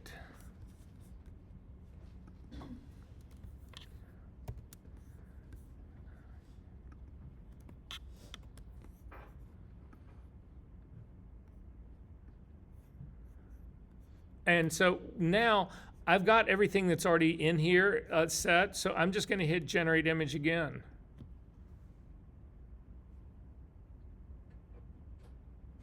That was pretty clever though. Take what was already done and just flipped it. Okay, so we all think, you know, this AI shit, I mean, New Frontier could be scary. But it's here. It's not Oh, weird. no. Well, I think things like that are, that's something like I would do, right? I would steal this thing, flip it so that nobody recognized it, and pass it off as my own. Come on. All right. We have a slightly different image now. We'll import this into Photoshop. And again, it'll go through the whole trippy part of it all. I'm going to close this up. But you can see here that this has got a pretty much different vibe going on to this. And this is beginning to come, you know, to become somewhat photographic. I mean, it's, you know, it's got, it's not those sort of like standard, okay, two couple next to each other, whatever. You know, it's got some elements that are going on in the background beyond it, blah, blah, blah, blah, blah. So again, personally in my experience, I have found that this actually works considerably better.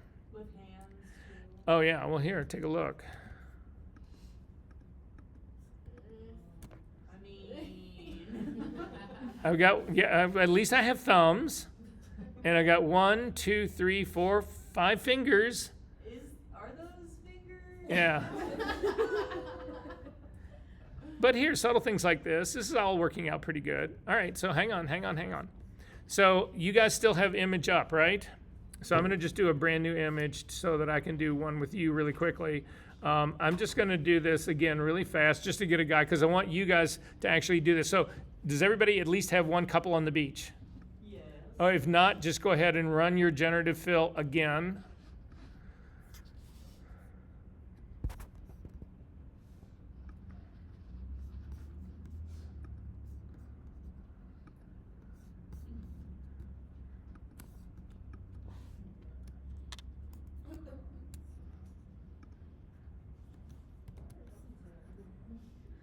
I'm going to do mine with fire. I feel like they're all like HDR smoothed out pictures. Oh, yeah, well, just wait.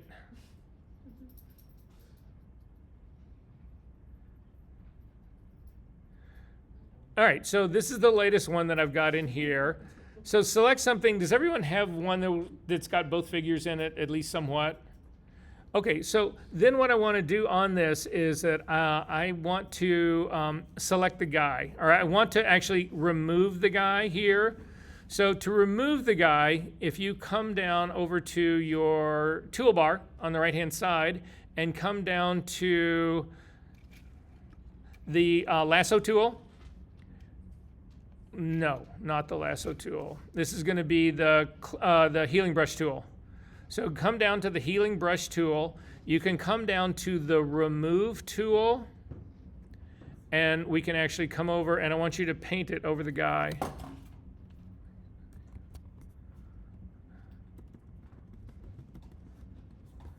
And you should see it looks like a pink sort of like layout going over him. If you select his whole body and then let go, if you do the entire circle around his whole body, it'll actually fill in the middle. And then you also probably, we'll see what happens.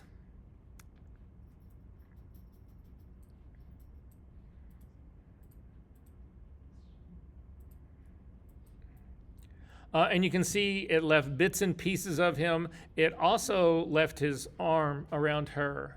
So that part didn't work out too well. So we're going to try another tactic here. Go ahead and throw that, because it just puts like a fill layer on top of it. It just hides the guy. It doesn't actually get rid of him. So in this one, I'm going to do a select all, command all to give it marching ants. And we're going to try and remove him using generative fill. So click on the generative fill prompt and say, remove the male figure.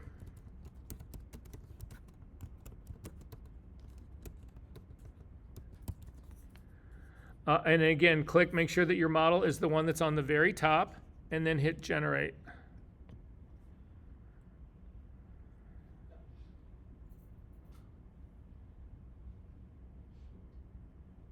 What? I got wood. So did I. I got sand with cracks. Yeah. I wouldn't not. I'm going to go out on a limb here, guys, and say that's not acceptable. All right. This looks like a couple. Right? I mean, for sure. Okay. I'm going to go back to the original one that I had. This is the one that was generated by, again, a Gemini AI. And I'm going to try this trick on this one to see how well Gemini AI does. So again, I'm going to select this guy in its entirety. And go to my plugin. And at the very top, Gemini 3, auto, from selection. I'm not going to upload the reference image. I'm going to actually say here.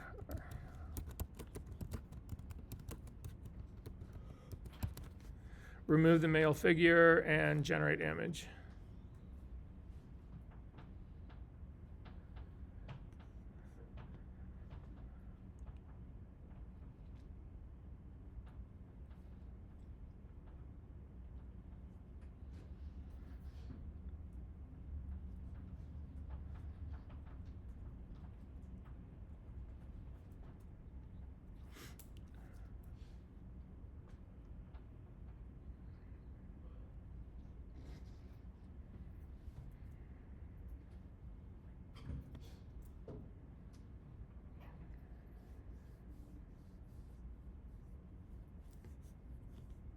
Wow.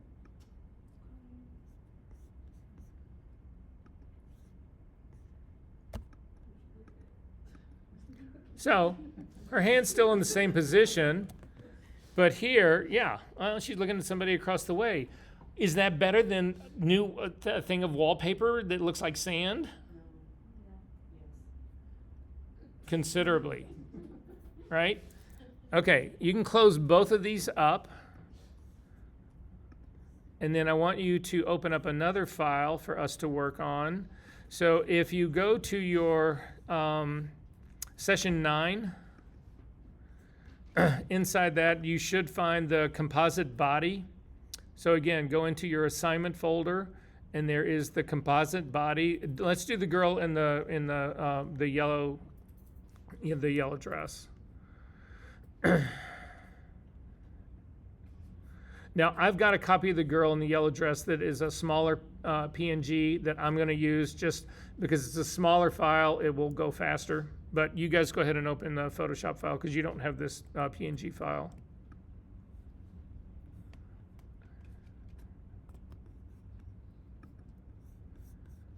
All right. So in this case, I want to use generative fill to actually change the dress that she's wearing to black.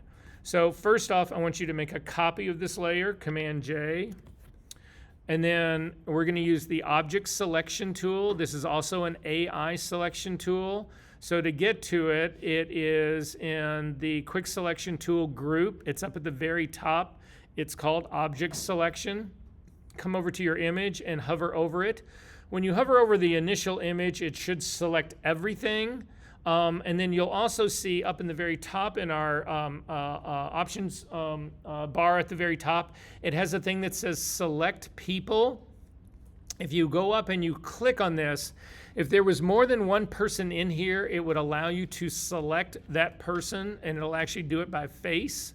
If you click on her face, it will open up and it'll give you options that you can actually select parts of. Do you want to select the entire person? Do you want to select just the upper body skin, the lower clothes? Do you want to do just the dress? I'm going to click on just the dress part and hit apply. And you should get marching ants that are going around the dress part. Although in my case, I don't think this did, oh, actually that did do the correct job on this. Okay, so we're going to try and change this to black. So again, go to your contextual toolbar. Click generative fill and say change yellow dress to black.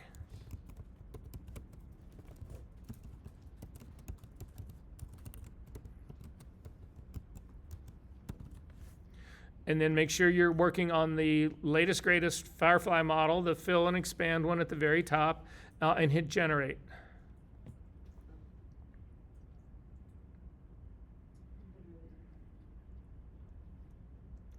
Huh. That doesn't really look like they've changed that dress to black to me. Not only that, but it gets into what they call, now some people used to call this hallucination. It's not really hallucinating. It's though that the AI in Photoshop is also making shit up. Look at the difference in the dress on the bottom. If you actually turn off this layer so you can see, the dress shape in the bottom is somewhat similar, but look at all these wrinkles and folds and shit that are in there. That stuff was never there before. If we go to the next one over, it's not even the same form of the dress. The next one over, I mean, it just gets, yeah, and clearly this is not a black dress, right? This is unacceptable to me. That's how I would phrase this one. So I'm going to actually throw that one away. And instead, I'm going to try doing the same trick. So I'm going to click on this dress to make it active, and I'll show you what Gemini does.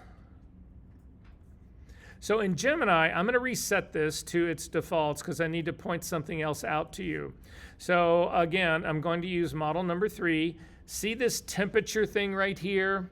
What temperature is it's a control that allows AI to, that restricts AI or lets it go wild. So what will happen here is if I crank this temperature, right now it's set at a default of 1. It goes from 0 all the way on the left-hand side all the way up to 2. If you send it all the way up to 2, likely you will get a completely new figure. I mean, it won't even look like the original person. But if you take it down to 0, what it does, they call this consistency. So a lot of times people are generating again and again and again, and what happens is that figures start to drift. Little things start to change, but then those things start to add and build up. And you do like 16 generations, 20 generations, and what started out as a girl in a dress ends up with a pig on a beach. I mean, it's ridiculous, right? So this controls that part. So if you crank the temperature all the way down, what it'll do is it really respects the initial image, and it only tries to do whatever you prompt it to do.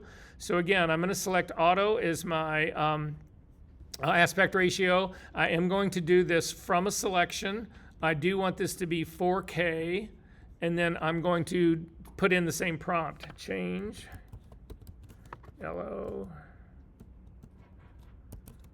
dress to black. Would you use this or the phantom color thing we used last week? Certainly that avoids having to do this AI part. I would do both and then compare them and see which one I thought was the best.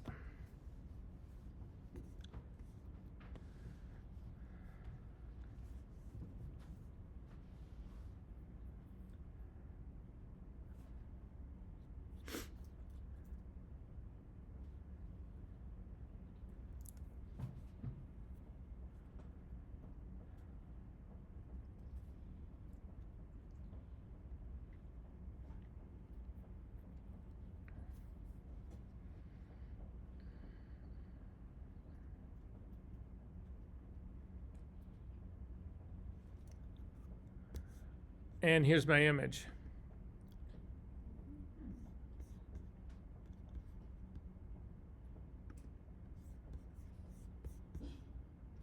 Did it make her more tan? We're going to find out right now. Old version, new version. Old version, new version. No, it just like demoised her. Again, that's a resolution issue. Why did it do her whole body though and not just the dress?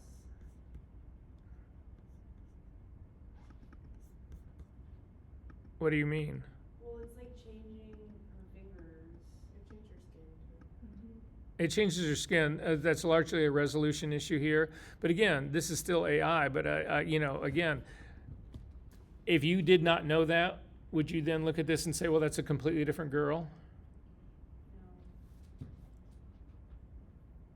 No. This to me is actually, I think, pretty remarkable in this context.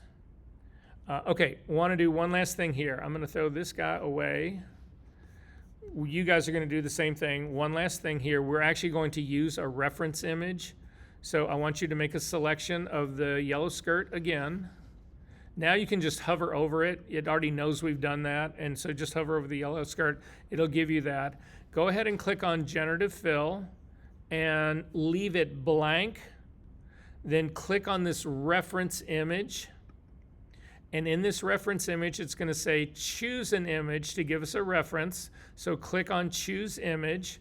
And then we're going to come in and go back to that AI folder I asked you to download.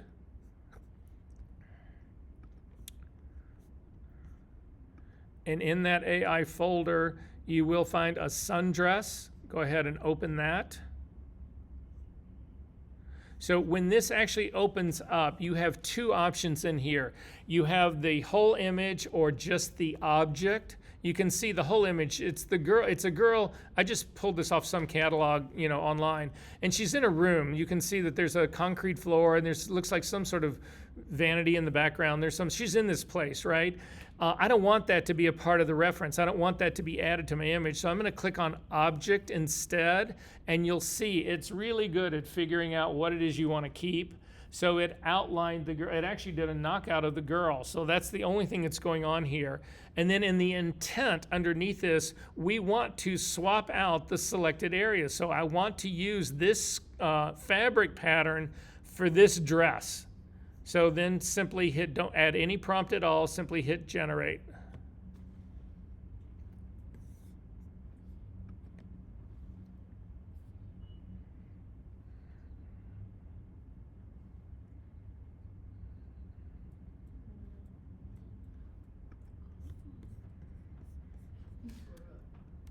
Now, if you zoom in, it's not hallucinating. This is the way there's no way to limit how Adobe's AI interprets this. So you can see it's completely changed the design of the dress. The dress is no longer, sorry, let me get this out of the way. The dress is no longer it doesn't even remotely resemble it. You can take a look at other parts of it and you'll see here, it still doesn't do anything. This is nothing like the dress. I mean, and look, parts of it are still completely yellow. I mean, Mine isn't red at all. Mine has red. Yeah, yours has no red at all? Okay, well, there you go. Shitty.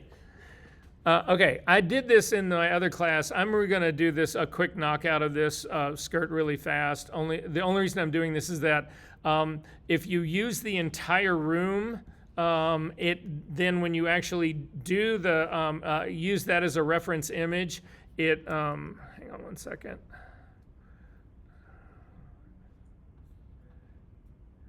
It wants to add part of the room instead of just doing the skirt. So I'm just going to do a select subject and mask it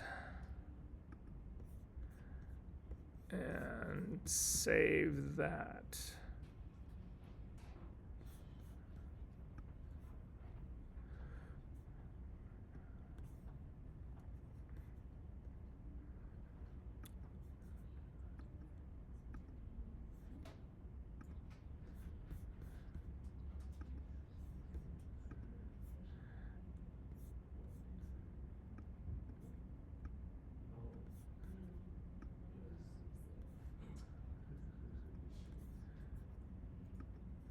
All right, so I'm going to try and do the same trick again, and we'll just see what using Gemini actually does on this. So again, up to the plugin. Oh, first off, make a selection of the dress.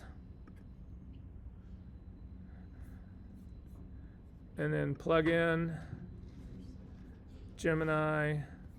So in Gemini here, again, you can upload a reference image right here. So I'm going to upload the reference image, and I'm going to do the PNG, the knockout of it. And then I'm going to come down, and in my prompt, in this one, you actually have to put in a prompt. In Adobe Photoshop, you don't to use a reference image. In this one, you actually do. So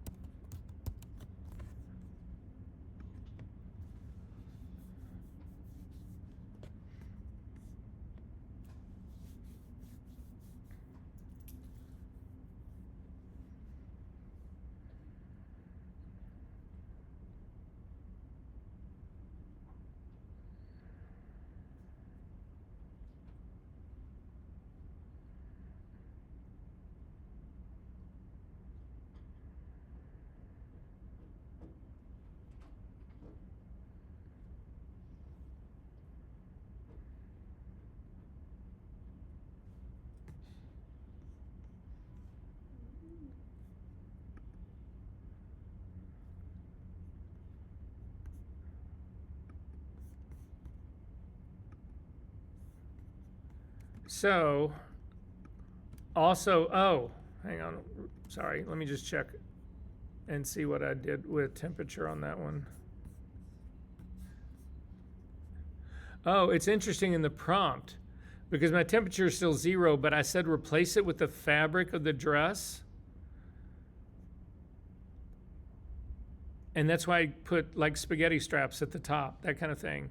But anyway, I've gotten this to actually work where it'll actually give you the exact same, it's like the fabric of the dress. I don't know how you do that any other way. Could you just like make a quick selection and then paste the fabric into it? No, because then the fabric is flat. Oh. You have to have all the dimension in it. Like here, if you take a look at this part, let me get out of here. All these folds right here, that fabric is actually coming together and distorts the pattern. If you don't do that, then you end up with like this flat pattern everywhere. And even though you have shadows in there, it doesn't make any sense because the pattern itself of that needs to be, so you can do it. People who do this, if they're in the old way of doing this, is they have to go in and they liquefy this. So they add the shadows and then they go in and they actually pinch things together where they're supposed to be pinched together and then pull them apart where they're supposed to be pulled apart. But you have to do that for the whole fucking dress. Yeah. Look at this down here. Do you really want to try and do that? No, you don't. What if you just had a piece of fabric that you uploaded instead of the shape, like? That would probably work a whole lot better than what is going on right now. That would actually, I think, probably be exactly what you would want to do, right? All right, so anyway, I got one last thing to talk about and that we're going to do here. One last generation, and then we're going to get out of AI altogether, and we're going to work on something completely different. But it's how you guys ultimately prompt. So I need everybody to go to a browser right now. We're going to start with ChatGPT. I'll tell you the ones that I use. I use ChatGPT a lot for writing stuff. I use Claude AI to do all of my software stuff, writing code, all of that kind of stuff. I use Gemini, obviously it's Google, to do image generation. And those are really the major ones that I'm working with right now. So we're going to start with ChatGPT just to try this out. So again, just do a Command L and do a search for Chat, C-H-A-T, capital GPT, and say OK. It should open up for you. In some cases, all of these AIs, they're all free right now, but the way the free part of it works is that you have a limit. You can only ask it so much, and then you'll get a time limit, and it'll say, okay, you've run out of questions that you can ask right now. But the clock starts now, and in 3 hours, you can actually start up again. Also, all of these things are called chats. Even in Google and in Claude, they're referred to as chats. And you'll see it'll actually save chats for you. This is my history of chats. So, for instance, here, this was my wife had to buy hot rollers. And I said, so give me the best hot roller guide. And it's insane if you look at this shit. When they answer this stuff, I mean, this is one answer. It goes through all of this, and it'll tell you everything, rating stuff, where to buy, comparison, show you pictures, whatever. I mean, this shit is just nuts. Anyway, I'm going to do a new chat.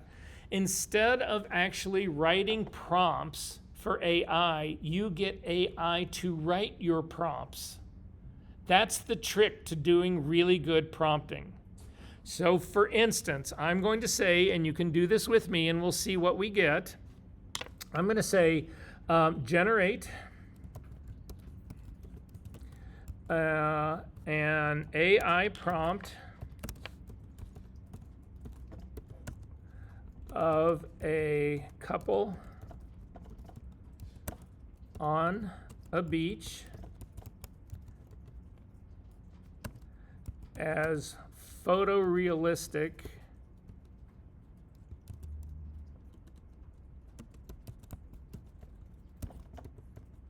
as possible.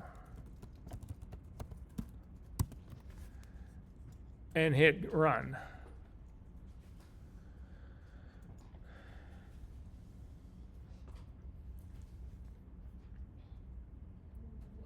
Whoa. You think? I thought you weren't supposed to do like a lot of words though. Why don't we see what it does? That's fair. I'm going to copy mine. So, no, but another thing to think about this. Everybody just accepts this as it. You can go in and edit this then. Let's say that you don't really want a editorial Vogue level realism style. Or let's say that you don't want a light man in a linen shirt sleeve. Let's say you want him bare chested. All of these things you can go in and edit this stuff. So you don't need to keep it. But how did you know to put in ultra high resolution, 8K detail, HDR? Did you know all that shit? Do you remember all that shit? No, nobody does except for geeks who live in a basement eating Twinkies and drinking Red Bull, and that's their whole lives. Those people know this shit. I don't. I don't want to trade places. So at any rate, I'm going to try this. Okay, so one last thing I want to show you.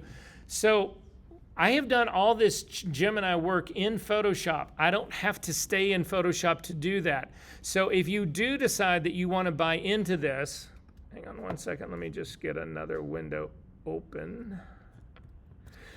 You can actually, if you run your $10 thing that you do, if you do it, you can actually go to the AI Google Studio, and you can work in 4K there. There is no restriction on the 4K resolution there. You can do it there. It will generate an image. You download that image and open it in Photoshop. So it's a workaround that will give you 4K resolution. So I'm going to do mine in AI Studio. I'll just to show you.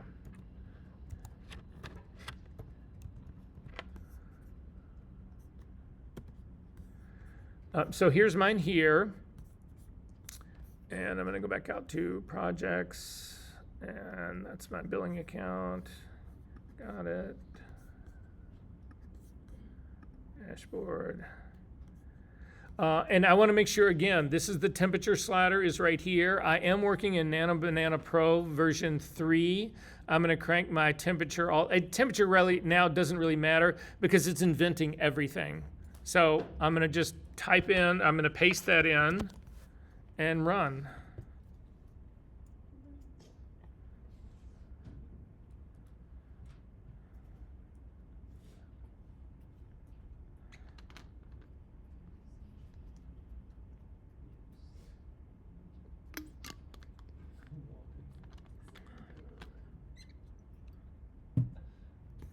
And then I'm going to download this image. So you just hover over the image and you click on the little download,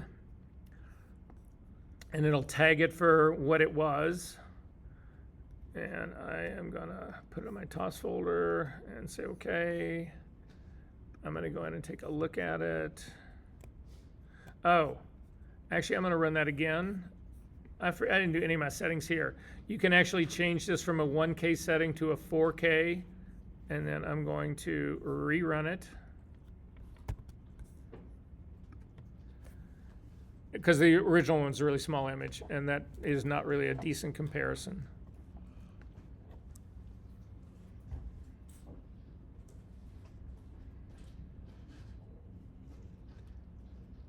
Who knows, maybe no artificial smoothing, true to life skin texture and lighting will help.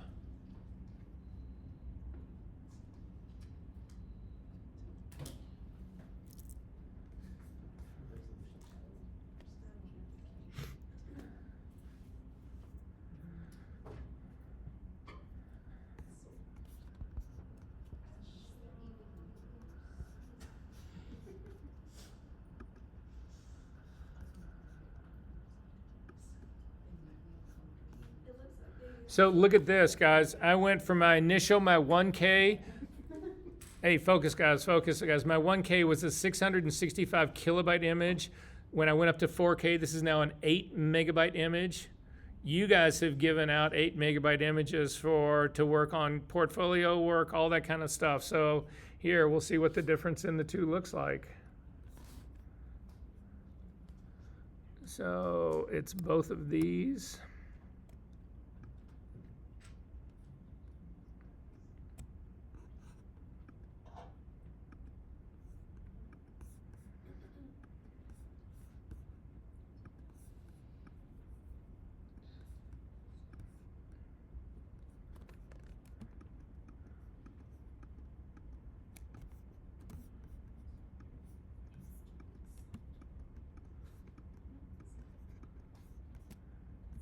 Notice any difference in resolution? Yeah.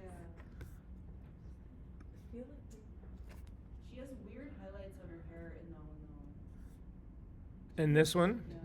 she also looks denoised. Yeah, but that's zoomed in, like. Yeah, but again, look at how much I'm zooming in on this. You guys know this from your own work here. If you shot that far away and zoomed in, and again, an 8 megabyte image, not the, not the 20 megabyte image that you typically, or 25 that you typically get shooting a Canon camera, right? Anyway, that's what we can think about and talk about. That's how you actually prompt stuff. Questions about any of this? Okay, I want to move on to something completely different. We have time. I know everybody's a little bit beat up here, but I want to try something that's completely different that will really matter to all of you people who are doing compositing work.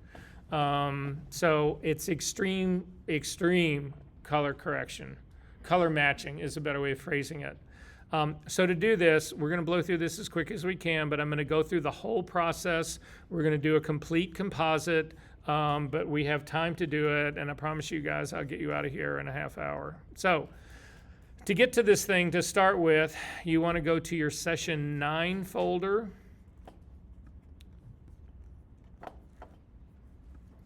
And inside your Session 9 folder, there's a folder called Pix Imperfect Composite.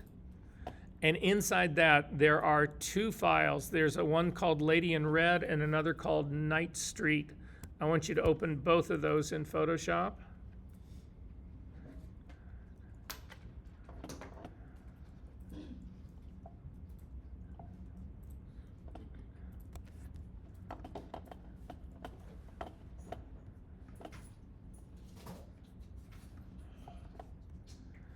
And I'm going to get rid of my contextual toolbar. And so you should end up with two images. You should end up with this girl in the railroad tracks, and then you should end up with this night scene in Italy. I'm going with Italy. I really have no idea where this is, but I used to live in Italy, and there's a lot of places that look just like this. So anyway, so I want to put her in this scene. So the first thing I want to do with the girl, let's start with her first, is I need to figure out where her horizon line is. To do that, hit the P key to get the pen tool, and then we're just going to trace the outside of the railroad tracks. So watch what I'm doing here. I'm going to click at the bottom of my image on the railroad tracks. I'm going to go to the top of my image, and then I'm just moving this back and forth so that it lines up perfectly along the edge of the rail.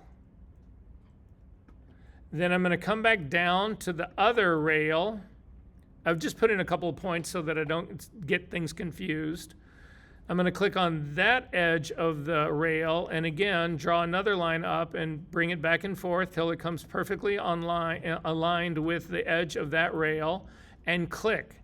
And those intersection of those two, I'm going to drag a guideline down there, fall right on her eyes. That is the horizon line of this image. So I can get rid of the path now. It's done its work, so I'm just throwing it away. I know now that the horizon line of her are her eyes. Again, this is a perspective issue. So to knock her out, if you go over to your channels palette, I've already built the knockout for it. Simply click on the knockout. I'm sorry, not click on it. Command click on it. And go back up to the top so that you have the entire thing. Come over to your layers panel and actually just add this as a layer mask. Now, when you add this as a layer mask, again, I've told you repeatedly, I don't want you to apply these layer masks. That is destructive. However, we're going to do something now that makes it look like it's been applied, but it actually isn't. And to do that, you simply convert this to a smart object. Up to the layer menu, down to smart objects, and convert to smart object. We're going to be doing a lot of transforming of this girl, and again, transforms are destructive, so you want to make sure it is a smart object. Now, it looks the same. She looks just like she's on this background, but if you double click on the smart object, it will open up and show you what it really is, and it's this girl with a layer mask right next to it. So again, it's a non-destructive move. So I'm going to then grab the girl layer and drag it on top of the Italian background, hold down my shift key so that she comes in centered and let go. If you get these mismatched color warnings, don't worry about that. And then I'm going to go back to the girl and click on that and close it up and not save it. Oh, by the way, this file, really quickly, hang on one second. I believe credit where credit is due. Number one, I think YouTube channel site to go to for all things Photoshop, industrial grade. This guy, his name, everybody calls him Amish. Dinda is, I guess, is how you pronounce his last name. Those two files are his files. And actually, he uses them to talk about extreme color correction in a tutorial on his site. He and I do the setup of this completely differently, but I give him total credit for this. And again, this guy is fucking amazing. Well, you can see he has 4.5 million subscribers. I mean, he's 5.5 million subscribers. So at any rate, I just, again, credit where credit is due. You should subscribe to this guy's site. Anyway, so back into Photoshop. Okay, so clearly these two do not match, right? Number one, she's a giant girl. Number two, look at the color mismatch on here. So where to even begin with this? Well, the first thing I would begin with this, I'm just hit the V key and move her slightly out of the way, is look at the light that is in the city scene, in our street light. Where is it coming from?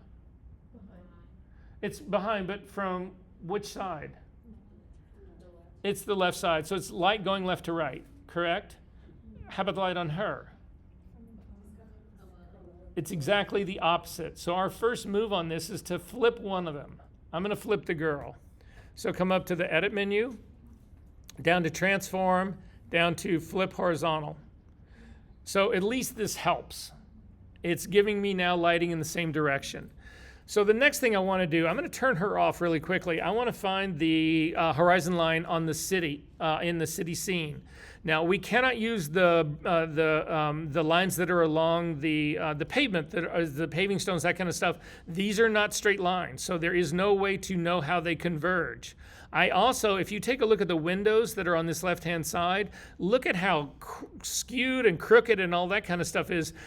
I think this is a really old foundation with a new foundation put on top of it, but those also are not legitimate things for me to get converging lines. However, the new windows that are up here at the very top are probably legitimately level to the ground. That's what establishes how you get converging lines. So that's what I'm going to use. I'm going to hit my P key again to get the pen tool, and I'm going to run this right along the bottom edge of that window. So I'm just going to drag it over to the other side, and again, slide it up and down until it gets perfectly along the line edge of the window. I'm going to click, and then I'm going to come over here. There's another set of windows up at the very top up here on the other side. I'm going to use those to get my other line, and click. And then again, drag a guideline down. You can see where the horizon line of this image is. I'm going to throw away my path. It's done its work. This is where the horizon line is. I'm going to now turn the girl back on. This is a massive perspective mismatch. The shot on the street is actually taken from a relatively low angle, not kneeling down, but somebody's crouched down a little bit. The one on the girl, somebody is actually on a bridge or something that's looking down on those railroad tracks. So we are never going to get this thing in perspective. However, I can get close to it in terms of at least scaling her correctly. So I'm going to get rid of this guideline because I'm just going to accept the fact that that is never going to happen. And I'm going to scale her based on the door. So I'm going to click the V key to get the move tool, and I'm going to slide her over here so that her feet are roughly even with the threshold of the door. And I'm going to move her a little bit to the side so that you can sort of see what's on the door. If we zoom in back there, you will actually see that there is a door intercom. So think about a door intercom. Would I do this? Does this seem right for me? Do I come up to a door intercom and do this? No. Do I do this? No. That intercom is like right here. It's right about where my chest, it's like in this range right in here. It's the same fucking place on her. So we are going to scale her to that. So again, I want to be able to see the little intercom thing that's on the side. I'm going to zip back out. We are going to transform this girl, Command T. Again, if you just click on the link between the width and the height. If you simply use your scrubby slider to actually move her down, whatever, she shrinks from the top down and the bottom up. I don't want to do that. So I'm going to hit no out of this. I'm going to do Command T again. And this time I'm going to grab the anchor point that's right at her hands, and I'm going to drop it down to the very bottom of the transform dialog box. Then I'm going to click on the link between the width and the height, and then if you use your scrubby slider, you can actually bring her down and her feet will not move. She will actually stay in place. Now once I get her there, I'm going to move her a little bit over closer to the threshold to make sure that her feet are even with that. She is still too tall. Again, we said that would be hitting roughly in the middle of my chest. So I'm going to put it roughly in the middle of her chest, and that seems about right to me. And so I'm going to say okay to that. Then again, scale has everything to do with distance from camera. If I move this girl away from the door out into the middle of the street area, as long as I don't push her further back away from me or closer to me, it's just a left or right move. So hit the V key, hold down your shift key, and when you then move it, holding down your shift key restricts her to only moving straight left or straight right. You will not be able to move her up and down. So this just puts her out into the middle of the street, and that's where I'm going to ultimately leave her. So now I've got her at least scaled right in this. The perspective is off, but again, most people will not pay too much attention to that other than me. All right, so the next thing I need to do is I need to get the color palette of my scene to then apply the color palette of my scene to the girl. So to do that, you need to go to a browser. So go out to a browser. We're going to do a new window or one that you've got open. You need to type in color.adobe. So color.adobe. And say okay, and it will come right here to the Adobe Color Palette Generator. If you open this up, it's a website, so go ahead and open it up. Everybody got this thing open? You are going to look at the very top. There's a series of tabs that go across the top. Color Wheel is the one that opens up by default, but we are going to do one that's called Extract Theme. Click on that one, and then it's going to say, okay, throw a file on here, and we will extract the color theme from that image. You need to go find the nighttime image. So again, the night street, and you are going to drag it onto that window. Now, if you could also, if it's too hard to navigate to do a drag and drop, you can actually just click on the load select a file, and you can do it that way. But you're just going to click, and you're going to drag this down here and let go. And it will open up, and it has now picked the 5 dominant colors that are in your image. You want to make sure that you keep on the left-hand side. You'll see you have options for doing types of extraction. You want to go ahead and leave this on colorful. However, what you don't want, or what you can do is you can, this is saying these are the dominant colors in here. That doesn't mean you have to keep the ones that it actually is picked out for you. So for me, if you take a look at the one that's in the top of this, there's, you can actually see the night sky in this, and the night sky is black. Black is not going to help me at all. I want a dark shadow color of the street. So you can click on this color that's up at the very top and drag it down here to something that's much more down in the really darker area of the street scene here, but that's actually got some color to it. Now the next thing you can do, and this is just me, I like my palettes to be from light to dark or dark to light, however you want to do it. This is my darkest color right here, is this black. My next darkest color is this one. It's at the complete other end. You can move these. So I'm going to click and drag this down so that I'm going from darkest to darker, and I'm getting lighter and lighter and lighter as I go all the way up. I'm going to grab the yellow, because that's my lightest color, and drag it up to the front. And then these two just need to flip. So now I'm starting from my darkest and I'm going all the way up to my lightest. Then finally, over here on the right, so has everybody got this going now? Are we good? all the way over here on the right-hand side, there's a drop down where you can save this to. You want to save this to your library. Everybody who has a subscription to Adobe has their own library. You want to go ahead, you're going to save it there. It's going to name itself. It's calling it color theme, and then it puts in the title of this image. This title is called night scene, whatever, something. So it's going to actually put that in there, and then you're going to hit the save button. You should get a theme successfully has been added to your library. Are we all good on this so far? Great. Then we're going to go to our library. If you look at the tabs in the black stripe at the very top, Libraries is all the way to the right. Click on Libraries. Then in the screen that comes up, My Library should be one of your options. You're going to click on this to open it up. And sitting right inside of there, you should actually have this thing that we just created. Does everybody have the color palette in their library? Are we good? Yeah? All right, click on the color theme. It will open up and it will give you this big, you can see this whole big thing right here. You are going to download the ASE. The ASE is the Adobe Swatches Exchange file. You want to click on this to download it, and then you want to add this to the folder where this all started. Again, you want to keep your color palettes along with the images that actually made them, because those are the ones that you're going to use them in. So you actually need to navigate to our session number 9.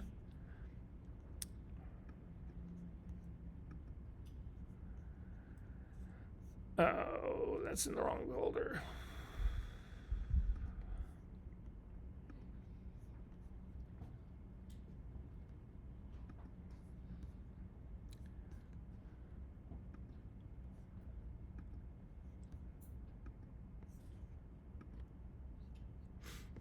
And then you can get out of this browser and go back into Photoshop.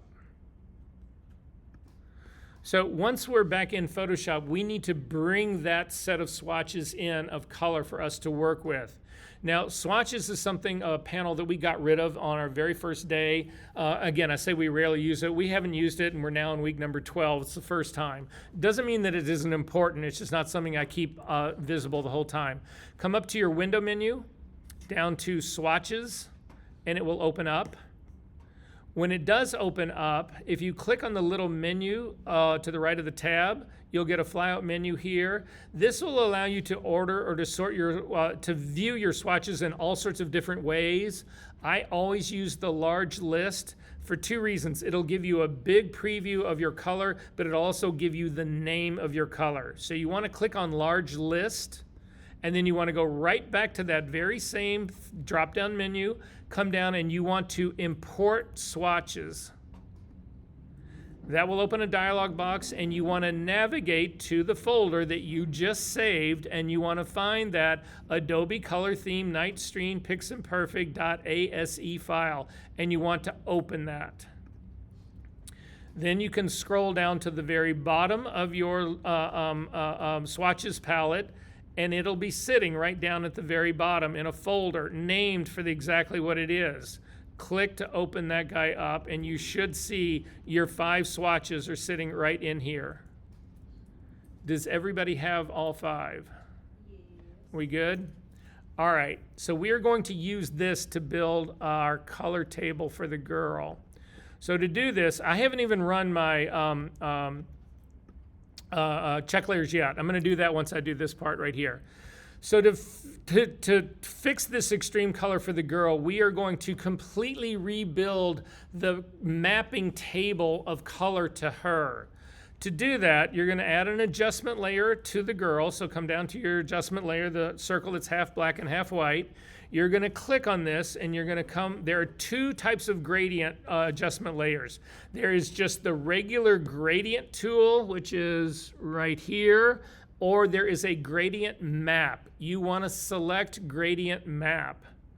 When you do that, it'll open up and your image may turn black and white. It doesn't matter what yours is turned into because we are going to rebuild the gradient map. But you should see some change. And up in your properties panel, you should see a thing that says gradient map with a bar that has got either some colors in it or black and white, or mine is all white right now. It doesn't matter what it is. Does everybody have this part?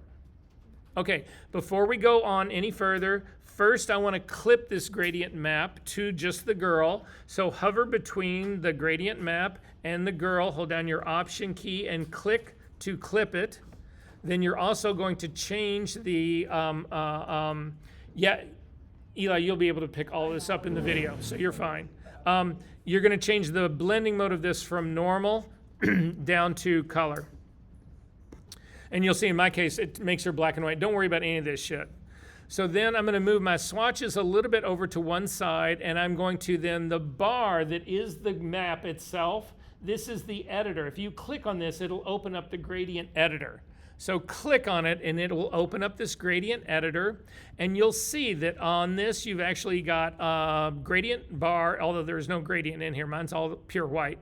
However, there are stops in here. You've got one that's on one side and one that's on the other. The default of this is usually black and white, so I'll just show you what a black and white stop looks like. That's usually, and this is likely what you have, maybe, maybe not, it doesn't matter. We're going to rechange all of this based on the colors that we have up here.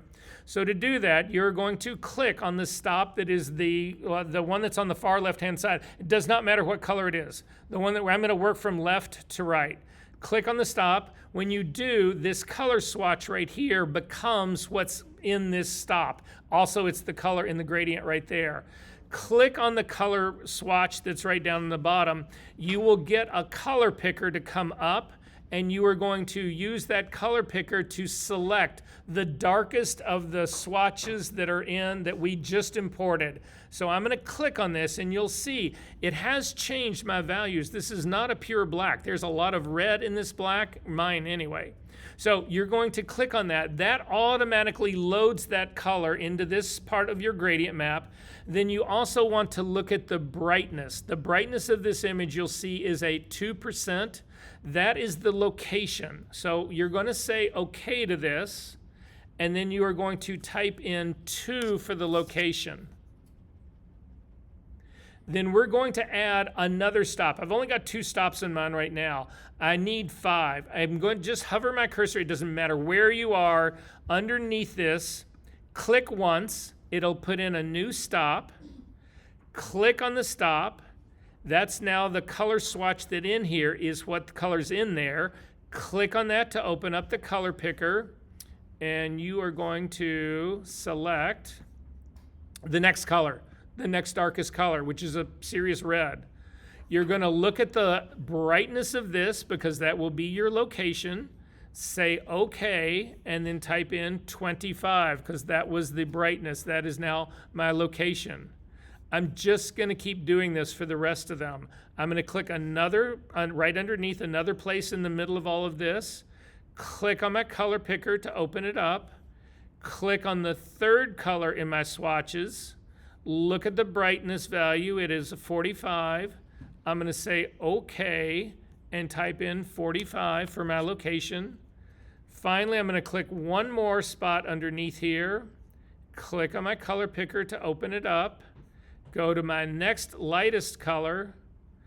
Look at my brightness, 65, and I'll say OK and type in 65. And then finally, the top stop that's already there, we're just going to change that to our brightest one. Click on it. It will put in the color. Open up the color picker. Click on the brightest of your swatches. Look at the location. Brightness is 95. I'm going to just say OK, and then I'm going to type in 95 for my location. This is now our new gradient map, and I'm going to say OK to this. You can close up your swatches. They have done all of their work. Now, when I look at this, I would say that probably the color in here is too extreme right now. So I'm simply going to use my opacity slider to drop this thing down. Not too much. Again, we're going to do a couple of other tricks with this really quickly, but nonetheless, so I'm dropping mine down to around a 70%, maybe a 65%, something like that. This is now how I've recolored the girl. This part's actually pretty good. However, my next move in this really quickly to finish this, I'm going to go to my actions palette and I'm going to run my check layers on this. So under select check layers, go ahead and run this. You'll see that color comes up first, and it actually is pretty close to the coloring that's on the rest of the scene. So I'm feeling pretty good about that. I'm going to turn off my color check layers, and I'm going to go down and turn on my luminosity to see the value in here. Now, I personally think she's too bright in this scene. So I'm going to adjust her brightness. I'm going to come up to my gradient map. I'm going to select the gradient map because, again, all of my adjustment layers for check layers need to be clipped to the girl, so they all need to be stacked right on top of one another. If you have a layer in between, it will break the clipping. So again, this has to go right on top of this. So I'm going to click and add a curve on top of this. I am going to clip it. Hold down the Option key, click. I'm going to change its blending mode to luminosity because I only want to change tone in here. And then again, I want to kill the highlights on this. That's what the problem is here. It's not pulling down a mid-tone like this because that leaves the highlights right where they are. It's actually grabbing the mid-tone, the highlight slider at the top corner and pulling this down until I feel like this feels right. And in this case, this is feeling pretty good to me right here. So I'm going to turn off my luminosity, and this part is actually feeling pretty good about this. However, this light is top heavy, and right now it's completely flat on this girl. So the last thing I'm going to show you how to do is to create the illusion of how light actually travels across her. To do that, we are going to add another adjustment layer on top of this, just a regular curve. So click on this, and we're going to do a new curve on this. We're going to clip it. So again, hold down your Option key and click so that we're only impacting the girl. If I don't clip this thing, and I do an adjustment layer here, it does everything. I don't want that to happen. I only want it to be impacting the girl. That's what this clipping thing is all about. Now she's just the only thing that gets impacted. So what I'm gonna do here is, I'm gonna pull this down again. Just take the top and pull this, bring this, take it back. This one I'm actually gonna pull down from the center. I'm just gonna make this thing darker. Now, it's making everything darker. I only want to actually have this darkness happen from right under her bust all the way down to her feet. That's where I want this to be to control this. So on this curve, actually I need to make sure the curve is set to luminosity only. I'm going to invert the curve, invert the mask. So Command I inverts it. So now this curve is not doing anything. But this is the best trick that I know to actually get a gradient to fall where you want it to exactly fall, without having to go and pull gradient, another gradient, and another. Anyway, so this is just a great trick to do this with. I'm going to grab the brush, the B key. I'm going to make it a completely soft brush. Normal blending mode, 100% opacity, and 100% flow.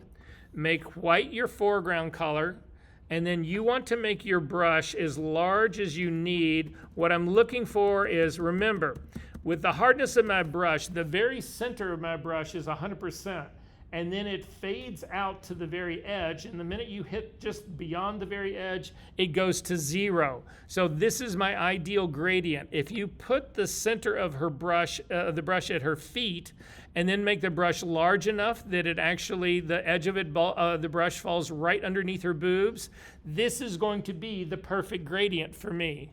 So I'm going to simply click once, and that actually has made things darker. I think they need to be darker still, so I'm simply going to pull this line down a little bit more. Actually, I'm going to see what it's like if I pull it down from the highlight part. Yeah, I actually like that better. I'm pulling down the highlight part better. It's just making it darker. I like that better. I don't think this is strong enough. I think I need to do this same trick again. It needs to go darker underneath the flowers that are in her hand. So I'm simply going to add another curve, clip it,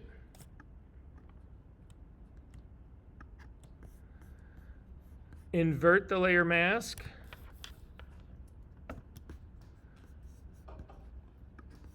pull the top down considerably, zoom in, grab my brush, the B key, make sure you're working on the layer mask, put the center at her feet, and then make the brush smaller so that it only starts at the bottom, and click. So I'm feeling better about all of this. I think overall she still needs to be slightly darker. That was my original curve. So I'm going to pull that down slightly, just a little bit more. And then finally, the one thing that's missing is the shadow underneath her. So I'm going to click on my background, add a blank layer, hit the G key to get the gradient tool. It is a classic gradient. I'm going to click on my drop-down menu, open my basics, and do the middle one, which is foreground color to transparent. Click on the second option over, the circular gradient. Then hit the X key to make black, or hit the D key to get my foreground and background colors to default. I'm going to click and pull out a gradient. Command T to transform it. Hold down my Option key to get both of them to crush it. Pull this down and drop it right underneath her. I'm going to leave it going slightly off to the side because some shadow would be happening off to the side. And I'm going to say OK to that. Double click the hand. Boom.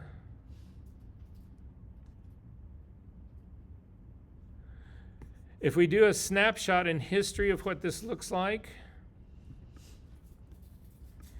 and then go all the way up, I'm going to turn everything off that we did. So turn off all the color corrections, all of that stuff, and take the shadow out, all of that, and do another snapshot of that. This is what the image looked like to begin with, and this is what it looks like now. Questions?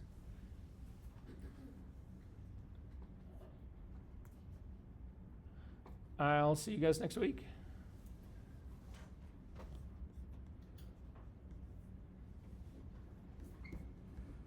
Still think that bottom needs to be darker.